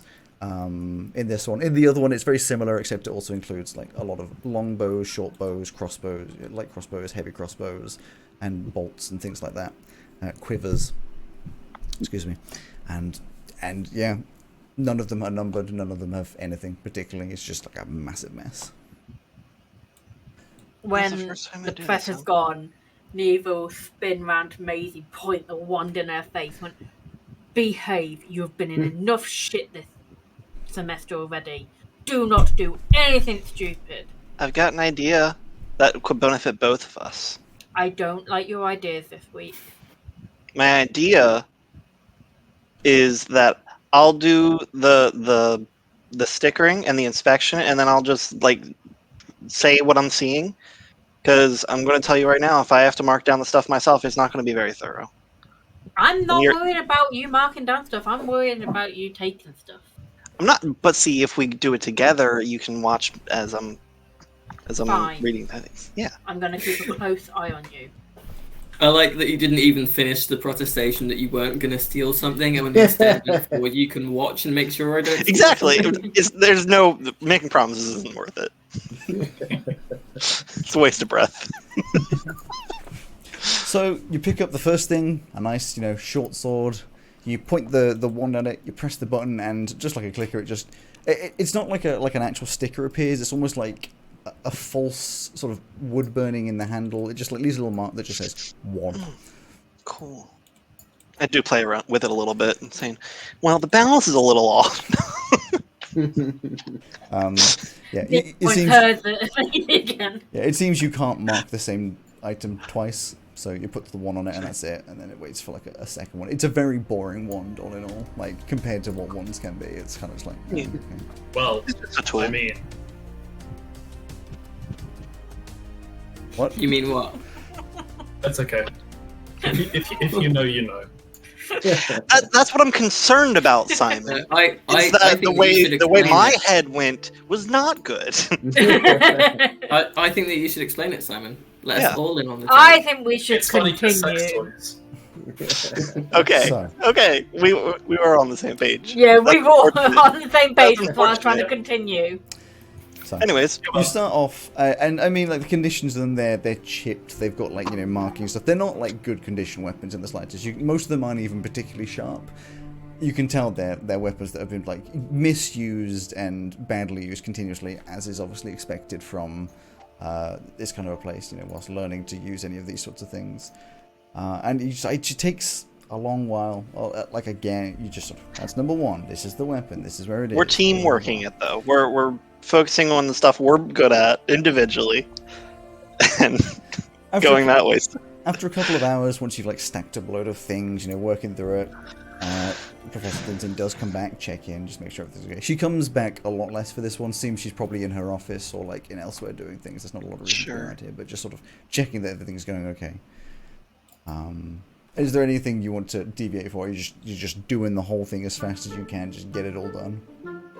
No, we're going pretty well, but I think there's some weapons that Macy gets to, and it's just like, this is cool. This is very cool. Mark it and continue. She plays with this. I can't remember what it's called, but it's like a long chain with a dagger attached to it. Plays with that one, and the meteor hammer. Continue. Not very well, I'm sure. No, yeah, I mean, not very well, but it's fun. Is there anything the other three of you are doing during this time? You had said earlier that there wasn't really anyone around when they were going. Was that because it was early, or was that because the weather was bad? It's early Sunday morning. Who's at the uni? Yeah. At 8 a.m. I'll probably have gotten up at 9 again, and then checked to the weather to see if it was raining. Not today. Okay. Why do you want it to rain? You don't know. What the fuck are you I doing? want to go outside and sing a song about singing in the rain. Maybe there's something that I'm waiting for. Maybe I'm Yeah, just with you. I don't like this. Who knows? Isn't it more likely to become snow since we're on top of a mountain? It could. You got to ask yourself, how much of a fan am I of, what was that show, H2O? You're coming into contact with water and they just instantly turn into mermaids and start flopping around. Oh my god. Or the Waters of Mars, Doctor Who episode. I'm There you go, that concerned too. because Joe wants it to rain and then also Or, asked Cal Gremlins. if he could breathe underwater. That's right, I'm planning to flood the mountain. At first level. That is a Lex Luthor plan. Yeah. Going to flood the mountain. I am extremely concerned. Flood the Mountain is definitely the name of Buttcrack of Chaos's first album. Hell yeah. Oh my god. All you know is that you don't know that I'm keeping an eye on the weather. I know, but I personally, We know. as Birdie, is concerned. Speaking of water, having had that conversation with Cromwell, it's made Cal sort of homesick for Brighton and so on. And so has the university got a swimming pool? Must have some kind of swimming area or something like that. Got a fountain. No, an actual swimming pool where you're supposed to go swimming. No, not that you know of. Rude. Is there like a lake or something in the park? Well, there'd be a public baths. No, there's like a pond in the park, not really a lake, but there'd be a Is, public is swimming it bath somewhere. somewhere that people would go and swim, basically? Yeah, public swimming baths like in Veluna somewhere, I'm sure. Because he'll go over to random university reception or wherever you go for these things and find out where it is and head over there. I'd say most probably your closest, like not in the university, but your closest sort of area to swim would be in Grent, which is a part of Velona you haven't been in. It's to a little bit further to the east than you've been, but there's like it's a big area. So like in the sort of north part of Grent, there'd be just like a public swimming area, you know. Head down there, take a packed lunch. It would take about an hour maybe to travel all the way to it. Maybe 45 minutes. It's a fair distance without carriages and such. On your own, anyone else going with you? Nothing much to do. Well, you probably just sort of say, I'm going to go off and go for a swim if anybody wants to come along. Otherwise, I'll see you later. That's right. I'm gonna head to the library today. Right, Joe, I'll see you later on then. Okay. Yeah, and you head off, a bit of a walk, and then have a nice swimming day. It's a nice enough pool. It's not salt water, so you'd probably be okay with it, obviously. But like, it's you maybe prefer salt water. That's what you're used to. But It's good enough. It's good I enough. mean, it'd be Colder nice to water than swim you're indoors. Say again? colder water than you're used to. It is a heated pool, but you're used to like the very north in the sea, which is quite warm. So you know. It'd be like, oh, lovely once you're in. Why you go to the library then, Well, I have an out of character question first. huh? Okay. Mind flayers They existing in exist. Shell or like known? Give me a history. See what stuff you know about mind flayers or any equivalents. Yeah. History. 6. 6. Well, you personally have absolutely no idea. I would say at your level, they are possibly a myth, like the boogeyman or, you know, Bigfoot. Whether they exist or not, point of, you know, controversy for some people. You know, some will be subscribed to that conspiracy theory, some people won't be, but you have no idea whether or not it's true or not. Okay. In that case, at the library, I would be looking to check out any book about generic, just monsters with tentacles. Okay. Whatever I can find. Give me an investigation. Alice, I'm gonna have to head off. As much as I want to know why someone is searching for books with tentacles in them. 19. I'm gonna have to get going. Okay, Cromwell's really into anime. Simon, as long as it's not raining, you've got nothing to worry about. I shall see you soon. Alright, see you tomorrow. Bye, people. Bye. So, you said you found a 19. Way better. Well, I think the first thing and most prominent that you'd find is the existence of a kraken. I mean, I'm not going to tell you necessarily too much because you know, like outside of the game, what a kraken is. Like you'd find like the basic information. They live deep in the ocean. They are feared by many. They're huge. They're very dangerous. Usually, they're not a problem unless things start encroaching on their territory. I mean, for people, for like other animals in the undersea, they're a big problem. But you know, that's their thing. You know, the chances of you ever really seeing one, low. But you know, just basic information on that kind of stuff. I'd say another thing you'd find, Froghemoth, an interesting one, which of course you know from the previous campaign. Living in swamps, these gigantic frog-esque things with 4 tentacles and big tentacle-esque tongues. Pretty nasty. Don't want to come into contact with them. They will try and kill you. You know, they're not too fussy about what they eat. But again, not where you are. They're in swamps and marshes like the Macorus, and it's not something you'd ever come into. And let's say the last thing you find, let's go for a roper. Okay, yeah. Which lives in caves, caverns, all sorts of those like deep, dark, away from sunlight areas. They're basically like a stalagmite, but with tentacles. So imagine like the stalagmite, whatever, equivalent of a mimic. So it'll look very much like rock. Hide with the sort of rock colours around it, and it can kind of like slide along like a slug, and then if you get too close, it's got a big mouth, a huge eye, these tentacles that whip around and can grab onto you. Not a particularly nice thing. Again, not likely to interact with them unless you go into deep dark caves and happen to be unlucky, but they exist. Also, out of character again, ropers are a fucking pain to fight. They are a nightmare. Don't tell him that. Don't tell him that. Like I don't know. There are things I know in D&D, and there are things I don't. Spells, meh, who needs to know about them? Enemies that'll be difficult to fight. Now we're talking. Is that your like weekly search that you make? Is difficult and pain in the ass enemy to fight in D&D? I'm not going to say anything. So, yeah, we'll give you those 3 as the main sort of like things that you look into that are interesting. Am I able to take those books out with me, or Sure. Sure. I mean, it's a library. I'll take them back to the flat to peruse as well. Sure. You need to give them a return by date. Most likely the end of the term on most of these books, because they have wow. duplicates of everything. It's quite a large library. It's the university library, I see. Okay. Okay. So back in the vault, you've eaten your lunch. What was for lunch? What lunch did you prepare? Sandwiches? What was in the sandwiches? A middle finger drawn in sauce in Maisie's. Of course. She doesn't look at it. She's like, Yeah. Yeah, you'd have to tell her that was there for her to know about it. Oh no. Neither's just satisfied that she did it. It took some of the tension away for her.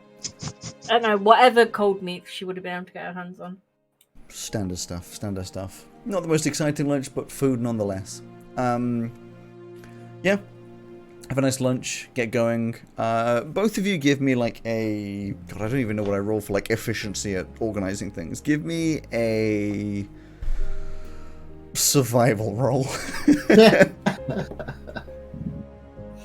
can we do it at advantage since we're focusing on the tasks that we're individually good at? One of you can roll at advantage, or the both of you can roll together. Let's roll together. Survival, you say? It's survival. Where the fuck are my... There they are. 10. 10, and from Neva? Ooh. Natural 20. A natural 20. Good. So, the 10, you're just like... Number, okay, looks like a sword. I'm focusing on playing with them. Exactly, you keep swinging around. But you don't even realize that behind you with a wand, Neva's also like doubling up that efficiency, just like also doing it. Every time you piss about, just picks up one, writes it down, picks up another, writes it down. To the point where you're like, oh yeah, here's a thing, and she's just like, okay, I've already written down what it is. She's already seen it. Like it's just like powerhousing. Comes to like 2 o'clock in the afternoon, you're done. Like everything from both vaults is organized. And how long after that does it take for Velka to return? I reckon, yeah, with quite close, 10-15 minutes was about the sort of time she wandered in. She's just like, wow, I'm genuinely impressed. You've done a very good job. Just has a little look herself, just making sure everything looks in order, takes the notepads off me and says, okay, just looks at the total number and checks that that is the number it should be. It's like, good, nothing missing, and quite the job. Well, I did promise if you finished efficiently you could go early, so I will stick to that. I don't want to have us in this situation a second time, obviously. I can guarantee you I will not be back here. I hope that is the truth. Have a good weekend, what's left of it, and I will see you in classes starting the week. 8 a.m. Monday morning, right? Is that your first lesson? I think so. Timetable...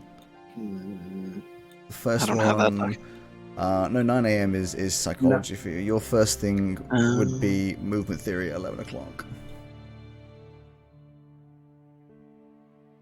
Oh, with Velka. I thought you were like, first thing psychology, and then also the first thing would be at 11 o'clock. What? No. Okay, first thing I got you. with okay. She's I like, got you, yeah. 11 o'clock. History at 10. Right. Usually followed by theology. Yeah, is she still wearing the thing? She is wearing the thing now, yes. Oh, okay. Or at least nobody else has got it. She's wearing the little dragon orb. And as you step out, she closes up the vaults. And then as you step out, she locks up the secondary door and heads off on her merry way. Where's she going? Back to her office, you would assume. She's just leaving the guild hall. Okay. Hey, Neva. Yes. You want to walk through the garden? What are you up to? Just talking with you. I wanted to see your reaction. Let's go.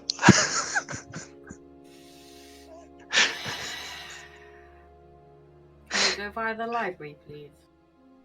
What are you up to? Same as I always am. Studying. Yeah, Over sure. the world. We had to note down the names of those things, right? Those weapons.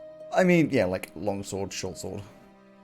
Oh, what did we call the chain dagger thing? I don't know. I don't know what it's called in. Yeah, I don't remember what it's called. I imagine there was a list of like what they were called, so you would name it correctly. Yeah, I want to go look up that in the library. I believe that's called a kusarigama. I don't know. Sure. Or a chain knife.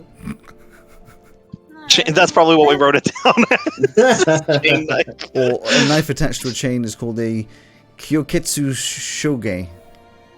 But that's it's on the tip of my tongue. Interestingly, the I'm obviously pronouncing it incorrectly, it's Japanese, kyoketsu shoge, which means to run about in the fields and mountains, is a double-edged blade with a curved blade. Like, what? Interesting.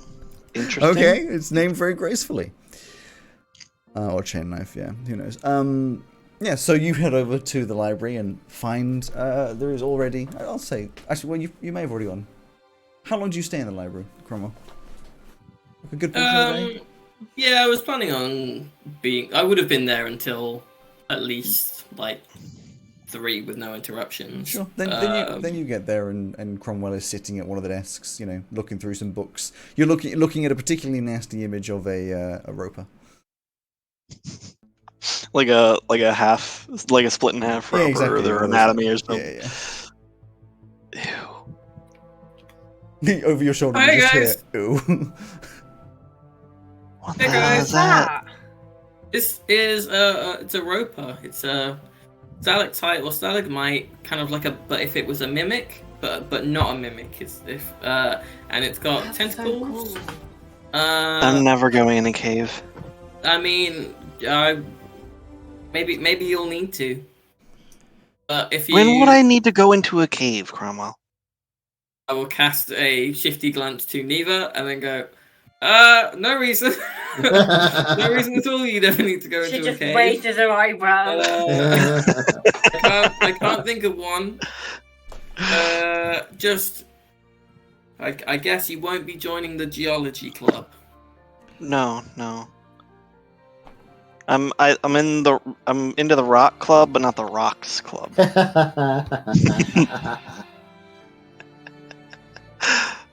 Oh dear. Well, I need to go talk to a book about a weapon. I'll talk to you guys in a bit. She doesn't know how books work, right? I mean, she's your sister. If you don't know, then We're doing. What you looking for? I'm looking Me? for. Or Both, Yeah. either. Whoever wants to go first. I'll let maybe go first.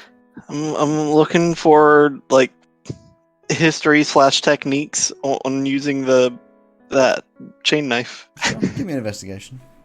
Sure. Well, I'm trying to be prepared, okay? It's a 13. 13. You get the feeling that it. There are informations and sort of things. You get the feeling that the information you can find, the chain knife, like a little bit of history on it, you know, sort of some stuff. You get the feeling that the techniques and things that it brings up, you're not really going to have any idea how to use it without instructional information. It seems like a pretty good and powerful way to attack someone. It gives you, extra range upon other things. It's kind of like, throwing a knife, except you get it back. But you really need teaching from somebody who knows how to use it in order to actually use it.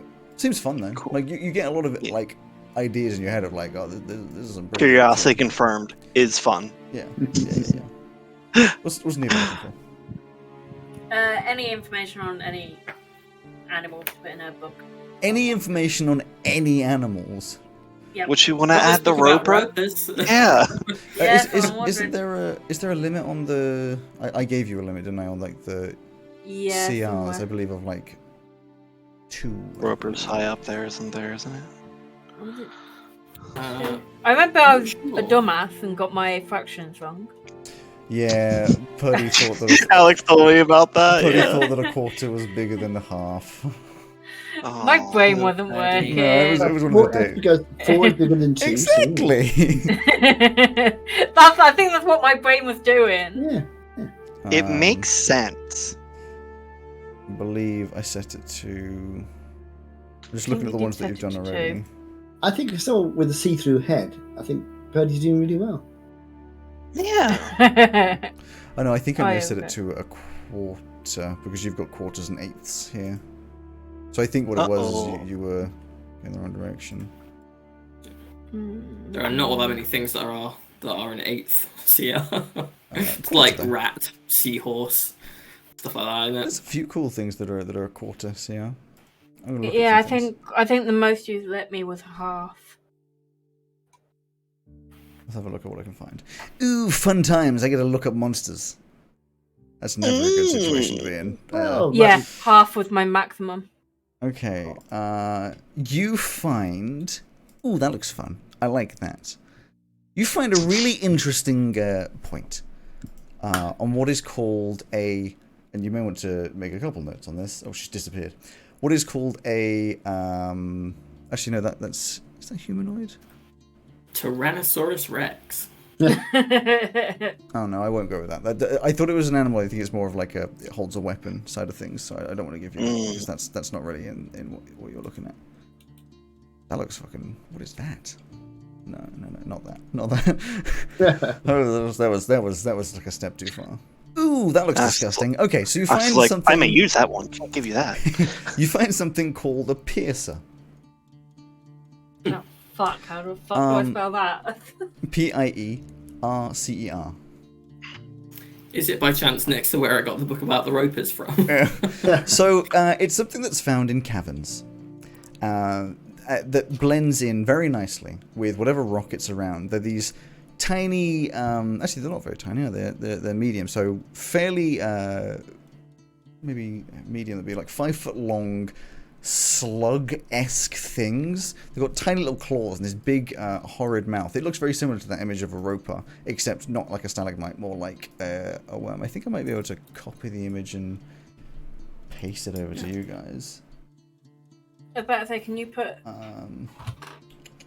Where's, the info where the into the hell is it doc going? when you can? Oh, I will do. But it looks like that, which is, once it loads, gross. Oh, that's so cool. Yeah, exactly. Effectively, they are a larval form of a roper. So but that doesn't mean it's not dangerous in its own right. It's got kind of like a rock type shell to it. It's soft, slug-like body. It is a little more damageable, but it can move across walls, ceilings, all sorts of things. The main thing that it notes is in a cavern, be careful and make sure to look up, because they're most likely going to just like drop on your head and then trying to attack you. The information in terms of, because I know I've put like some information in your monster manual about where they came from. They're mostly found in like the let me just bring up my map so I can say this a bit more accurately and with many confidences that I've obviously already made up. They're mostly found in the sort of Ferron Major Carmanthia area, so like the eastern side of the world, in the kind of like lower continent, maybe a bit in Fluari. Deep in caves. They are sort of a natural formation. The assumption is that they are a different path taken by the same genus as a mimic. They can't quite copy the look of things, like mimics try to like make themselves look like, you know, humanoid items. These just happily live in a cave, but they have, you know, this sort of similar chameleon style. They can change their skin. If you pick them up and chuck them at a wall, it'll kind of start to mimic that wall slowly over time. And yeah, the general genus is that of a mimic. A lot of advice to stay away from them. A lot of advice that if you're going to go caving, know how to deal with them, because, ew, you know? And it says in the book, it says ew, you know, it says just because ew. I mean, not going caving sounds like a really good idea. Okay, I'll put that in there and deal with that later. Yeah, that's what you find. Thank you. So the day for most of you, probably passes over 3 o'clock. You spend a bit of time in the library. You head back over towards the apartment, I assume, unless you have anywhere else to be. I'll be heading back from the pool by now. Yeah, you'd be heading back to the pool. You'd meet up to probably a little more relaxed and cheery looking Carly. You've had a nice swim that makes you feel at home. Cold. You come out of the water outside, it's cold, especially if it's a little wet. I'm so cold, I've gone blue. Oh, wait. But yes, you'll meet in the apartment after a pretty hefty day, one would say. A pretty hefty day. Everybody, How was your swim? Oh, it's very nice, very nice. A bit chilly, mind you. But then I'm getting used to that. It's a bit colder here than back home. Oh, it's nice to get back in the water again, though. Very nice. I was wondering whether I could get permission to have a little dip in the pond here, but I'm not sure if that's allowed or not. I wouldn't advise it. Oh, not without permission. No, definitely not. No. That doesn't mean at all. Well, the thing is, see, I miss getting in the water, and obviously during the week I would have time because I would be working at lessons and things. Slimy. Oh well, that's okay. You always have a shower afterwards. Ugh. Nope. My skin's quite good at sort of things don't stick, You can tell. It helps me when I'm swimming. It makes it less resistance in the water, You're a particularly strong swimmer? Actually, I don't think I am particularly. I think you have natural swimming ability. I think I swim at the same speed as I walk, don't I? 30 feet. It's decent. Yeah. Actually, there's nothing that's been written in there. Maybe you don't, but... Oh, then never mind. You suck. It's a bit weird. You're as bad at it as the rest of us. Yeah, it's odd actually, because I can breathe underwater and definitely aquatic life form, but nothing about swimming. No. Unless it's You can swim though. It's usually at the top of the racial stuff if it's on there. It's not there. No. It's not there. I can breathe underwater. You can. For an hour. So just be a strong swimmer, as in... Like, for a general person, but not... Yeah, I haven't got... I don't have web feet or anything that make me go particularly fast. Cool. Yeah. Let's hope it doesn't rain too much then. Well, a bit of rain to cool things down sounds quite nice, actually. This feels like a threat. Because Cromwell's going to rain down on you. Anyway, yes, anything that happens in the evening, or you're just going to have a nice early night before the school year starts? Early night before school, yeah. Yeah, Cal would be sort of organising his books and his pens and making sure he got everything ready for his lessons tomorrow. Neither's bag will be back. Neither's bag will be properly prepared. Awesome. Can I try to what's it called? MacGyver, like some temporary small soft tips for the crossbow, like the bolts, to try to practice shooting it against the wall. Okay, how are you gonna do that? What's the? I don't like. I'm trying to imagine what soft things would be. Like the thing that comes to mind is like a tennis ball. Are you doing this in private or where any of us could see you? In private. There's your mattress, the sofas. I don't want to shoot into them. Clothes. I want. No, I know. Just things that are soft that you could like take from. There's not a lot of like soft things. You could just wrap a t-shirt around the end. Well, that'd be too heavy. You need something like. What you really need is something that clips over the end, like a metal, because it doesn't want to be very heavy either. Otherwise, it'll make it tip. Yeah, I need Nerf bullets. Yeah, maybe you should go to Etch and get some made. No, not leaving. Not leaving the room.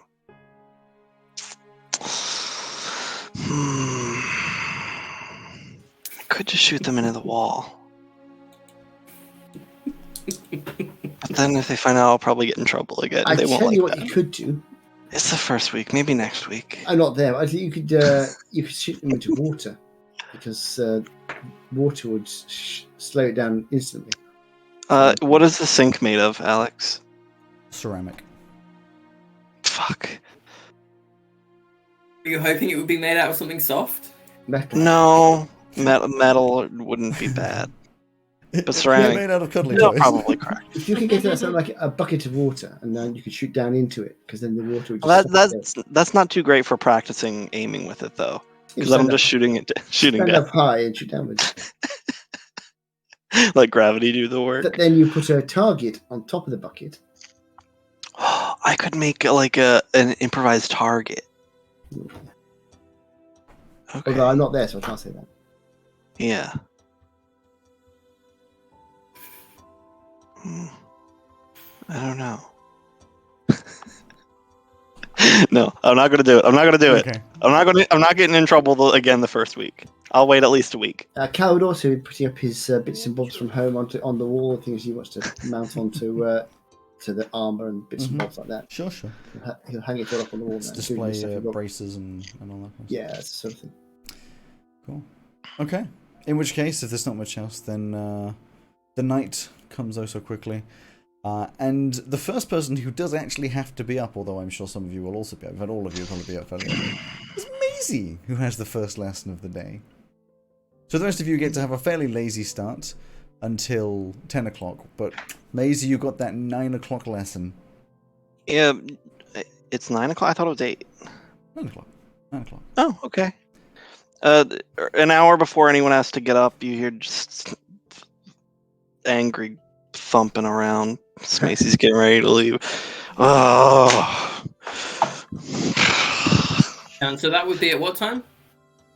Probably like 10 minutes before being class. Okay, so the rest of us are probably getting up at that time anyway. I'll be up by then, sitting and book open, having a bite to eat, bit of breakfast. Morning, Maisie. How are you? Keep well? You look a bit tired. You're right. Don't. It's put too her on it. early. She won't respond. Would you like a cup of coffee to wake you up?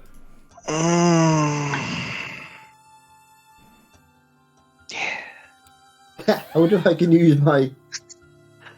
I wonder if I can use my sacred flame to warm the coffee. Just doesn't produce heat. No, just set fire. Just set fire to it. I wasn't seriously going to do that. You don't have coffee then? Yeah. I just make some coffee actually in the kitchen. There's no kitchen. There's no kitchen. The kitchen. In that case, I won't. At this point, I'll look up from the sofa and be like, I mean, I can just turn something into coffee for you. And this time I actually need the caffeine. Then I can't help you.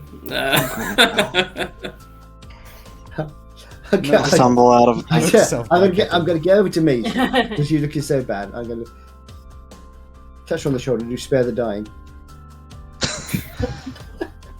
That didn't do anything. might make you feel better. At least it'll stabilize. You go down. You can go past Yeah, the. you see, you went down. So spare the dying will help you. You can go past the dining hall, and they'll have some morning coffee and breakfast and stuff.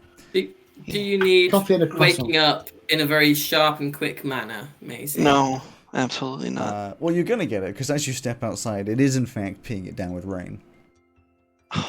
Is it? Shit. Is it indeed? Yes, it is. Is it rain? Cold rain. Cold rain. Yes, it is. As you step across to the factory, get sodden, go in there with a cup of coffee, put it in a travel mug.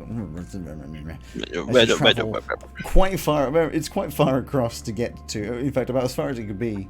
Lovely. To get to Rathingham Court. You did that on purpose. What? 9 o'clock in the opposite side of the uni? Yeah. No. Piece of shit. You get to the classroom F1, and you walk into racing? Yes. Go ahead. You walk into the classroom and see a blonde elven woman in a long, flowing yellow dress, sort of lean, sitting on the edge of the teacher's desk. You know this. We've met. Yes. She has a small smirk on her face, and you can see she's analysing every student that walks in with very slightly narrowed eyes, and is evidently waiting for everyone to sit at a desk before she's going to do anything. And when like most of the room is filled and she's settled, it's standard classroom kind of thing where standard university classrooms, which I feel like I'll have to explain to you. Effectively, like staged seating where it's all like one long bench with one long desk that you will sort of like shuffle into, and at the bottom there's the lecturer. It's not a huge room; it could fit maybe 60 max, and it's not fully filled. And once everyone's kind of sat down, she stands up, pauses for a second. That says fireball. And probably not going to fireball. Yes. And says, right then, now that we're all settled down, welcome to psychology. My name is Professor Gernthal. It's lovely to see so many attentive faces here. My hope is that I will be able to keep that attention throughout the schooling year, so here's to that hope. So, what is psychology? Why are we here? Well, psychology is the scientific study of the humanoid mind and its functions, especially those affecting behavior in a given context. This year we will be focusing on a variety of different topics, which you will be able to see on your information sheets in front of you, which has been placed in all over these benches, just a little information sheet of what's going to be the modules and sort of a little outline of the year. I don't ask for much from my students. If you listen closely and do your work, we will get along famously, but be fair warned, it is not an easy subject to wrap your mind around. If you start to get lost, please do not hesitate to ask questions or to see me in my office hours. I will never consider a question that you ask to be stupid, and I will never get annoyed when you ask them, unless of course that question has been asked and answered multiple times, and it becomes evident that you aren't listening. So, shall we begin? Our first topic for the year will be social and cognitive development. And then she starts on what is in fact a very long, 50-minute long lesson. Straight into it, very little pause, and I'm sure you have a notebook prepared and ready to start scribbling down all of these notes, Maisie. Yeah, back in the... wait, can you hear me? Yes. Yeah, it's just... He's fucked up because the thing's not working again. It's probably back in my room. Alex, I have a question. Does this woman have an odd fear of like ladybirds? No, it doesn't have a fear of ladybirds. Anyway,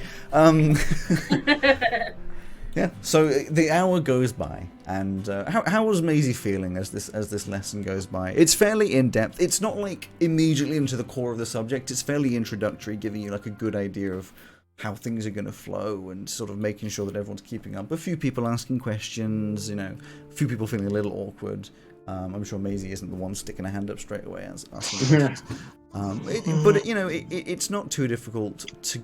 It's the kind of class that's fairly easy to follow if you're paying attention. Just probably roughly paying attention. You can do okay. Okay then. Yeah. Probably more focused on getting all the coffee. Just listening. Yeah, just the rest of the coffee that you got in a little to-go cup. Yeah. All right. Well, that hour goes past, and at the end of that, you actually get a little hour break. So you get to pause. Oh, God. Meanwhile, the other three of you are all aware that all three of you have the same class coming up at the same time at 10 o'clock. History. So it being absolutely peeing it down with rain, you are more than aware that you need to get to Rathingham Court. And I believe it's NW1 is your classroom to get to history. Pretty quickly after Maisie left, I would have also left alone. Okay. And I will head to Callaway Quad, I believe. I've not got access to the map and stuff right now, so I think that's the right place to go. And since it's like sitting it down, I will. I'll take off my flat cap and put it in an inside pocket and just let the rain kind of wash over me. It's cold. Almost weird. Oh, this is alone. This is without you there. Yeah. Am I right in thinking that there's like not very many people around at all? There's a few. I mean, people have lessons evidently, first year, second year, all that kind of stuff. But there's not a lot of people. You're not ever going to be at a point where nobody is able to like look at you. Mm-hmm. Cool.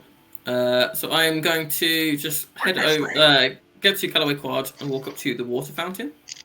Okay. And with as few people around as are ever going to be once the hour has passed and less people are kind of rushing into buildings. Sorry, once on the hour has passed, not once an hour has passed. Yes, yeah. Oh, I need to be specific about that. I'm going to start casting Shape Water on this fountain in several kind of areas, so I can have multiple things up at once. So what I'm going to start by doing is start by changing the flow of the water as I direct it, so that I'm kind of directing it around and up. What I'm essentially trying to do is change insert current into this, so that anything like sunk to the bottom that is light, such as say coins, are pushed up to the top. And I will also use it to change the water's opacity, because you'd said it was previously very murky. Big water can make it clear, and I'll do that. Let's see if I can dredge anything up to the surface. Yeah, well, so before I had said that it kind of, it disappears down below, you're not sure how deep it goes. When you make it clear, it doesn't make it a lot easier to see down. It feels like it's quite deep, and as you start to... Trying to do it to like 10. Well, I can do it down to 30 foot, but I would only be doing the top like 10 foot. As you start to like bring around this this water, it doesn't bring a lot to the surface. A bit of like algae and stuff that sort of collects on the corner. The fish that are inside the pool are fucking losing their minds. Because I thought you said that there weren't any fish in it. Yeah, there are fish in there. Oh. Okay, Yeah, never mind. Fuck that. Yeah, there were some like big calls. Big koi, that's what I'm trying to say. But it doesn't feel like... I will give you this piece of information. Even though you can see far down and you're spinning, you don't like... You still don't know where the bottom is. Okay. And nothing is... No, like, coins or anything coming up to the top? Doesn't seem so. You don't know if that's because there are no coins or if because, you couldn't move enough to bring, if there is a bottom. But... How high is the lip of the fountain? Standard fountain would be what, like a couple feet, so kind of like gym height. Okay. So if I jump in, I'll struggle to get out. Okay. Alright then, I will head and make my way over to Rathingham and prestidigitate myself inside to be dry and have Prestidigitate, yep. The other two of you, I'm sure, also make it over to... Yeah, we'll go over and join the rain. You all meet up in the same place. You would probably meet Cromwell, a very dry Cromwell, already there, looking, good as can be, the two of you sodden through. Hey, Cromwell, hey! Hello. Is there a towel somewhere around? How do you get yourself so dry? Do you want to be dry? Yes. Well, my clothes. I'm not very well. Do you want to be dry? I will walk up to Neva, and I'll take your arm, and I will just. Are you wearing some kind of like coat, presumably? Yeah. And I will just, I will put part of your sleeve in my mouth and just start sucking on it, like sucking the moisture out, just to see what your reaction is. What are you doing? Just, if you want to get dry, that's... Whatever, it's just going into class. Yeah, Cromwell. I mean, if you're thirsty, I can always give you a cup of coffee. It's alright, and I'll take out my wand and I'll tap you, and you will be dry. Oh. I see what you're doing. That's funny, eh? You're quite gullible, Neva. Neva's gone into class. She's walked away from you. Then I don't have to tap you to do it. I'll do it at range, and you'll be walking away, and just suddenly you will be dry. As far as you're aware, him sucking on your jacket worked. But she won't admit it though. She'll just shake her head and be like, "No, not happened. Not happened." I will say to ballet that Neva seems to be quite gullible. That was quite funny, actually. But don't tell her I said that.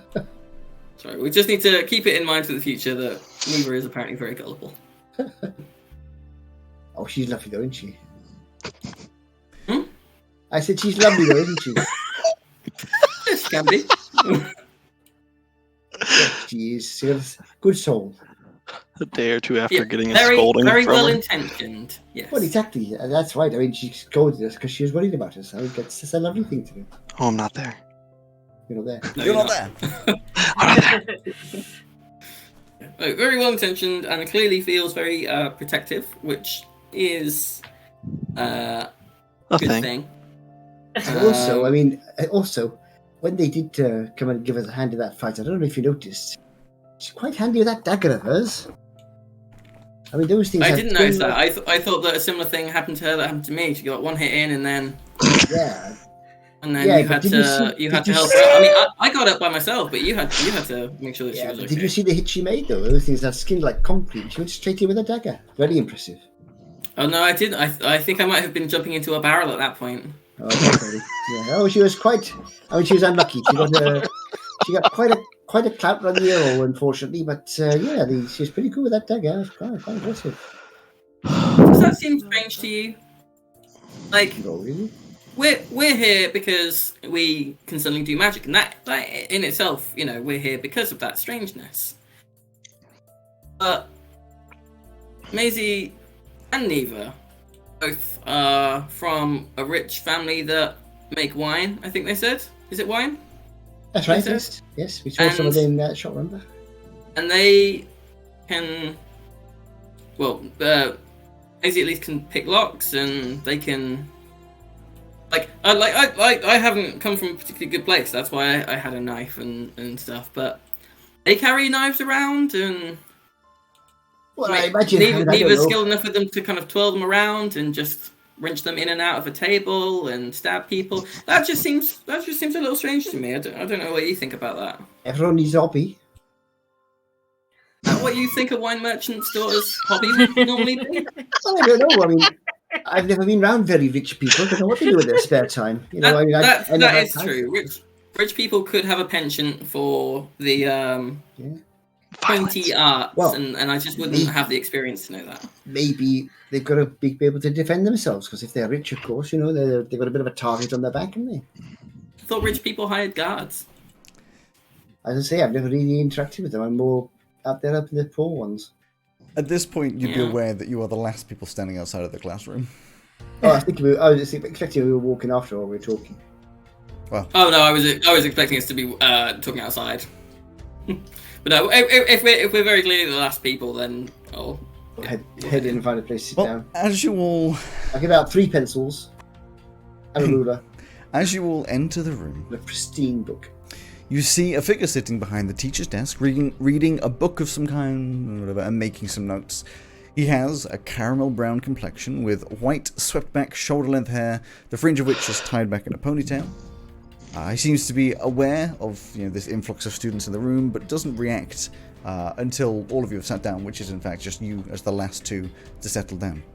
And once everyone sort of settles down and goes quiet, he closes this book gently, places it, stands up, and addresses the class and says, "Okay, hello everyone. My name is Professor Bragan, as I'm sure you already know. Before we start, I want to make something perfectly clear. Yes, I was the lost prince of Carmanthia. Yes, King Theron Bragan is my brother. And yes, I am technically an heir to the throne. This does not, however, mean that I will tolerate any jokes or comments about this topic, and any specific mockery made will be met in a serious manner. But now that's out of the way, let's move on to a far more interesting topic of history.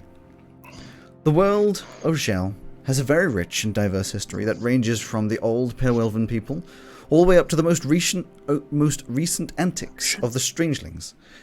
This year, I will be guiding you through the journey of time, enriching your minds with information beyond your wildest dreams. So pay attention, be sure to make notes. We will have a lot to cover in very little time." And then he starts on his spiel. I don't remember what the first topic in hand is, but he starts it. He has a very what's the word?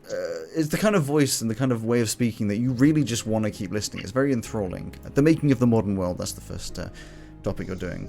Like, every word you feel like you can hang on, especially, of course, Neva.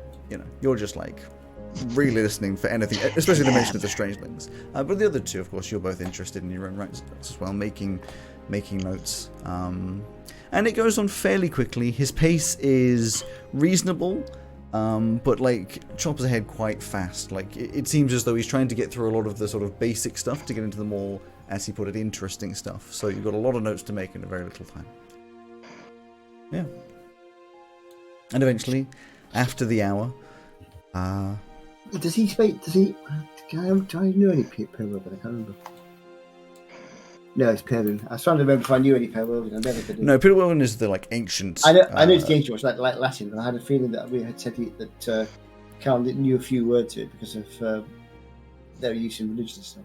You'd like recognize a couple. He never speaks any, but you know maybe a couple of them. But yeah, and eventually that comes to the end, and the three of you, I'm sure, at the end of it, all collect up together. A very interesting lesson, the start of the modern world, or the start of the module, which is what they're making of the modern world. Probably went into a few topics to do with the strangelings and how they form things, how capitalism has started to rise. It sort of runs through everything that will later be put into detail. And you step outside with probably fairly fresh minds. It's only been like the first lesson of the day. Well, that was really interesting. No, it's calmed down. It's maybe like spitting a little bit now. The rain has subsided a little bit. That was a really interesting lesson. I'm looking forward to this course. It should be good fun. I loved it. He's a good teacher, isn't he? Yes. But I mean, we'll find out.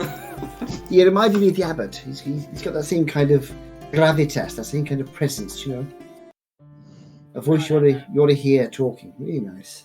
The gravitas. Anyway, at this point... Almost like he was taught at a young age on how to give, speaking. Yeah, well, exactly. I'm afraid I'm going to have to speak as well. That's fine. I'm just going to check. Where's my 4 players? Here we go. I'll leave it with me and the Stabby sisters. You and the Stabby... yeah, because I'm actually in the next... Somebody else will have to react for you to theology. The band is called the Scissor Sisters, actually. That's in our world. I shall see you all very soon. Get filled before I see you next. No promises. Bye. Bye. All right, what ghastly mission are you going to put us on? Oh no! Okay, I'm gonna. A letter appears in my hands. Oh. You're now seeing my pain, Alex. Oh no! I knew this would happen. It's just I wasn't expecting two to leave at this point. But that's fine. Oh, we don't want that one actually. We don't want that one. We do want that one, and then we also want that one. Easy. Don't even know what you're questioning. It's simple. So we'll do one last little. I've made it simple. You're welcome. We won't do theology because the two people that are in theology aren't there. But we will move across. An hour later, you've had an hour break. Maisie, what would you have done in that hour? Because there's not much point in you going away because you have to... Got another cup of coffee. More coffee. But then you have to make your way over to the guild hall. For movement theory. Maybe like got a bottle of water or something. I don't know. Yeah, possibly. So you go over to... It is in a classroom. You make your way over there. Yeah, you wouldn't see any of the others because unfortunately you've got very solo... I went back and grabbed my notebook, is what I did. Probably a good idea. Yeah. You probably had to steal a page from somebody else who was like sitting next to you and awkwardly ask, can I have I want to make some notes? Like you'll have to worry about those later. But you make your way over to the guild hall and you walk into the class. And as you walk into the class, the figure at the teacher's desk is sitting in the chair, leaning back with her feet crossed on the table, as of course Velka's going to be. She sat picking under her nails with a knife, ignoring all of the students walking in, just like classically. It's one of those things where you feel like if you tried it, you would seriously hurt yourself. But maybe she's got some good skills with a knife, maybe. To those who haven't seen her before, aren't her nails like dragon claws? Exactly. It's a rather odd sight to see. To those who haven't seen her before, her face and ears would suggest that she is an elf, but her arms are covered in black scales with clawed hands, implying that she is dragonborn. But the most odd thing of all are her pure black eyes, sclera, iris, and pupil. Irish. Irish too. She got that orb? She got the orb? The orb is around her neck, yes. The orb. She's got the orb. Once there is silence, once you've all stepped in their silence, she picks up her feet, lets the chair bam down onto the ground with its own gravity, while simultaneously slamming the dagger straight into the desk. And it goes like a fair bit into the desk as well, which, a lot of the students, you can see them just suddenly jump with the noise. She stands up and says, "All right, everyone, find a seat and shut your mouths. My name is Professor Denzin. But quite honestly, I think the whole professor thing is ridiculous, so please just call me Velka. Not Miss or Sir or any of that crap. Just Velka. If you're in my class, that means you showed some modicum of ability in the aptitude test, which means I'm not going to baby you with the basics. My classes are hard and tough, but if you push and try your best, you'll learn a lot more than you bargained for.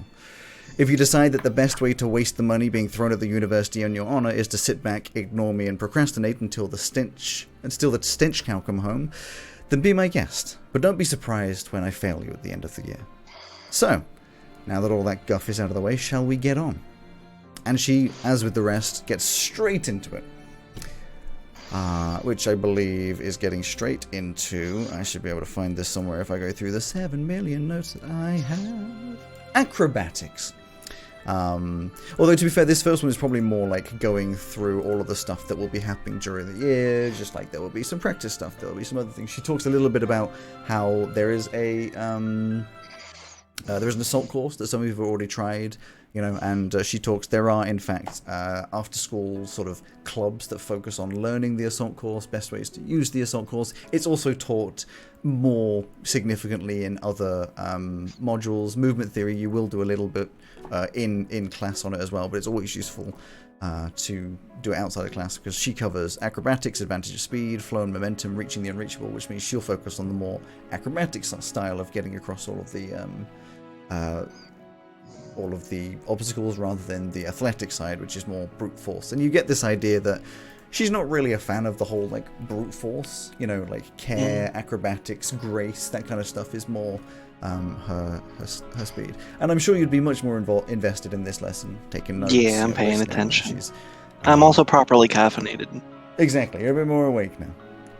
Until eventually the class comes to an end, and though we will probably take a step back to have a look at the theology lesson that just happened, at this point it moves through to 12 o'clock, which is of course your lunch hour.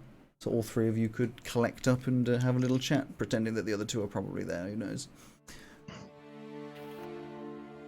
Neva, this weird letter appeared offering me a Ha job. ha ha ha. Oh, hi, I'm not Samir. gullible, you know. You are quite gullible. I'm not gullible at all. I just found what you were doing weird. You want it to be dry, right? I didn't want you to suck on my coat. What the hell did I just walk into? She said she wanted to be dry. I made her dry. Right, it's raining. Cromwell turned up to class, bone dry. He then asked if we wanted to be dry. I said yes, thinking he was going to do some magical shit. And he started sucking on my coat. Did it work? I mean... how was your lesson? Well, I was trying to stay awake during the first one, and I forgot my notebook. But Oh, for 5 minutes. I borrowed a piece of paper. Listen, they shouldn't have classes at 9 a.m. the night before. No. The second lesson with Velka, she doesn't want to be called Professor Dinseen. So we have to call her by her first name. That's weird. Velka, that was pretty cool. Sounds like it's going to be a fun semester. Apparently there's a club for the assault course, which we should probably all sign up for. Oh, we should join. I need to sign up for all the other ones. I haven't got enough time to do all the clubs. Oh, I don't know what ones The to assault course pick. sounds like it takes priority. Oh, yeah, if we definitely. want to win that thing. Yeah. I'm not sure how much I want to join that Strangeling one. No? I thought you wanted to dress up as No, Barty or whatever the name was. I've never wanted to dress, and definitely not Barty. You have I something look against like Barty? I would Who's want to Barty? dress up like Barty. Is it Barty? I thought it was Farty. No, his name's Bartlett. Oh. Well, that's a dumb name. Tell me about it.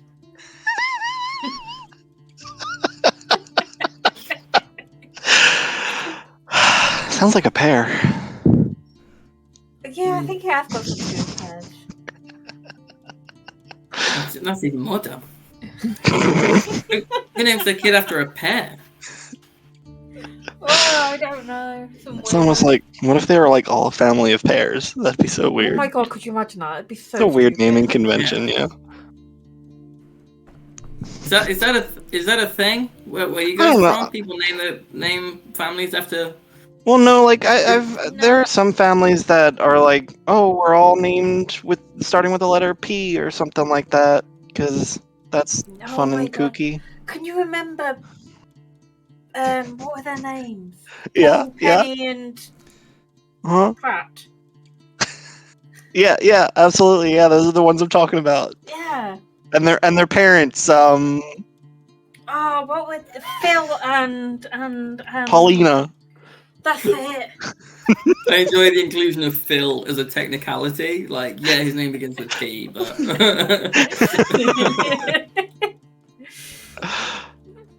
It's just like a weird kooky family thing. I don't know. Some people do it.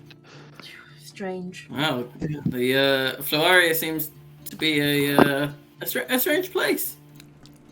Yeah. You have told us that that's where you're from, right? Yeah. Yeah. Okay, cool. Not that you'd need to be told. Yeah.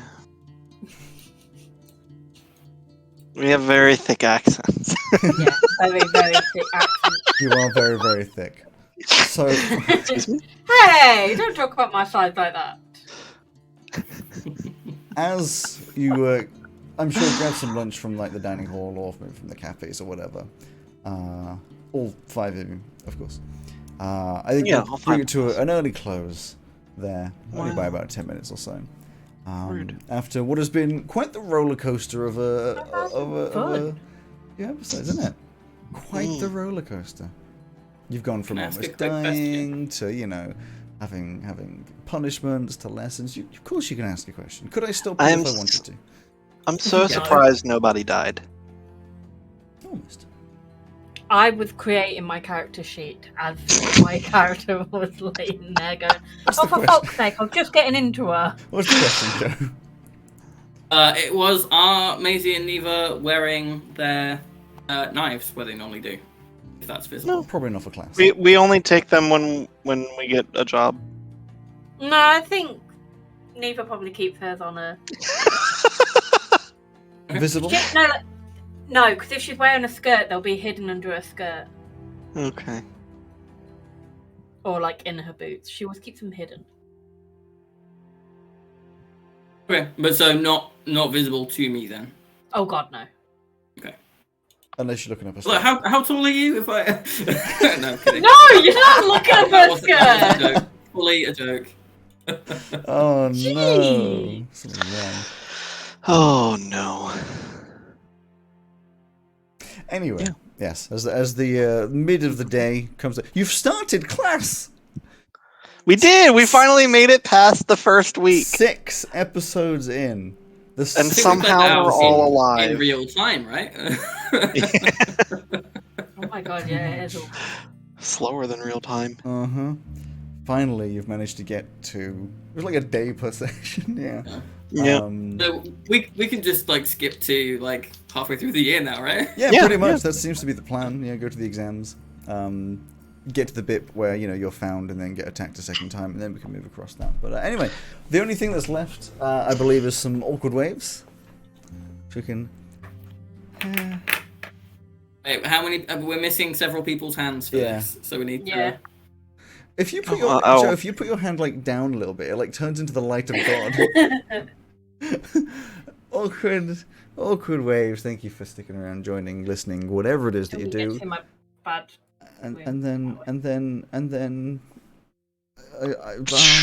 Yeah, bye. Oh, you have to turn off this time. I do.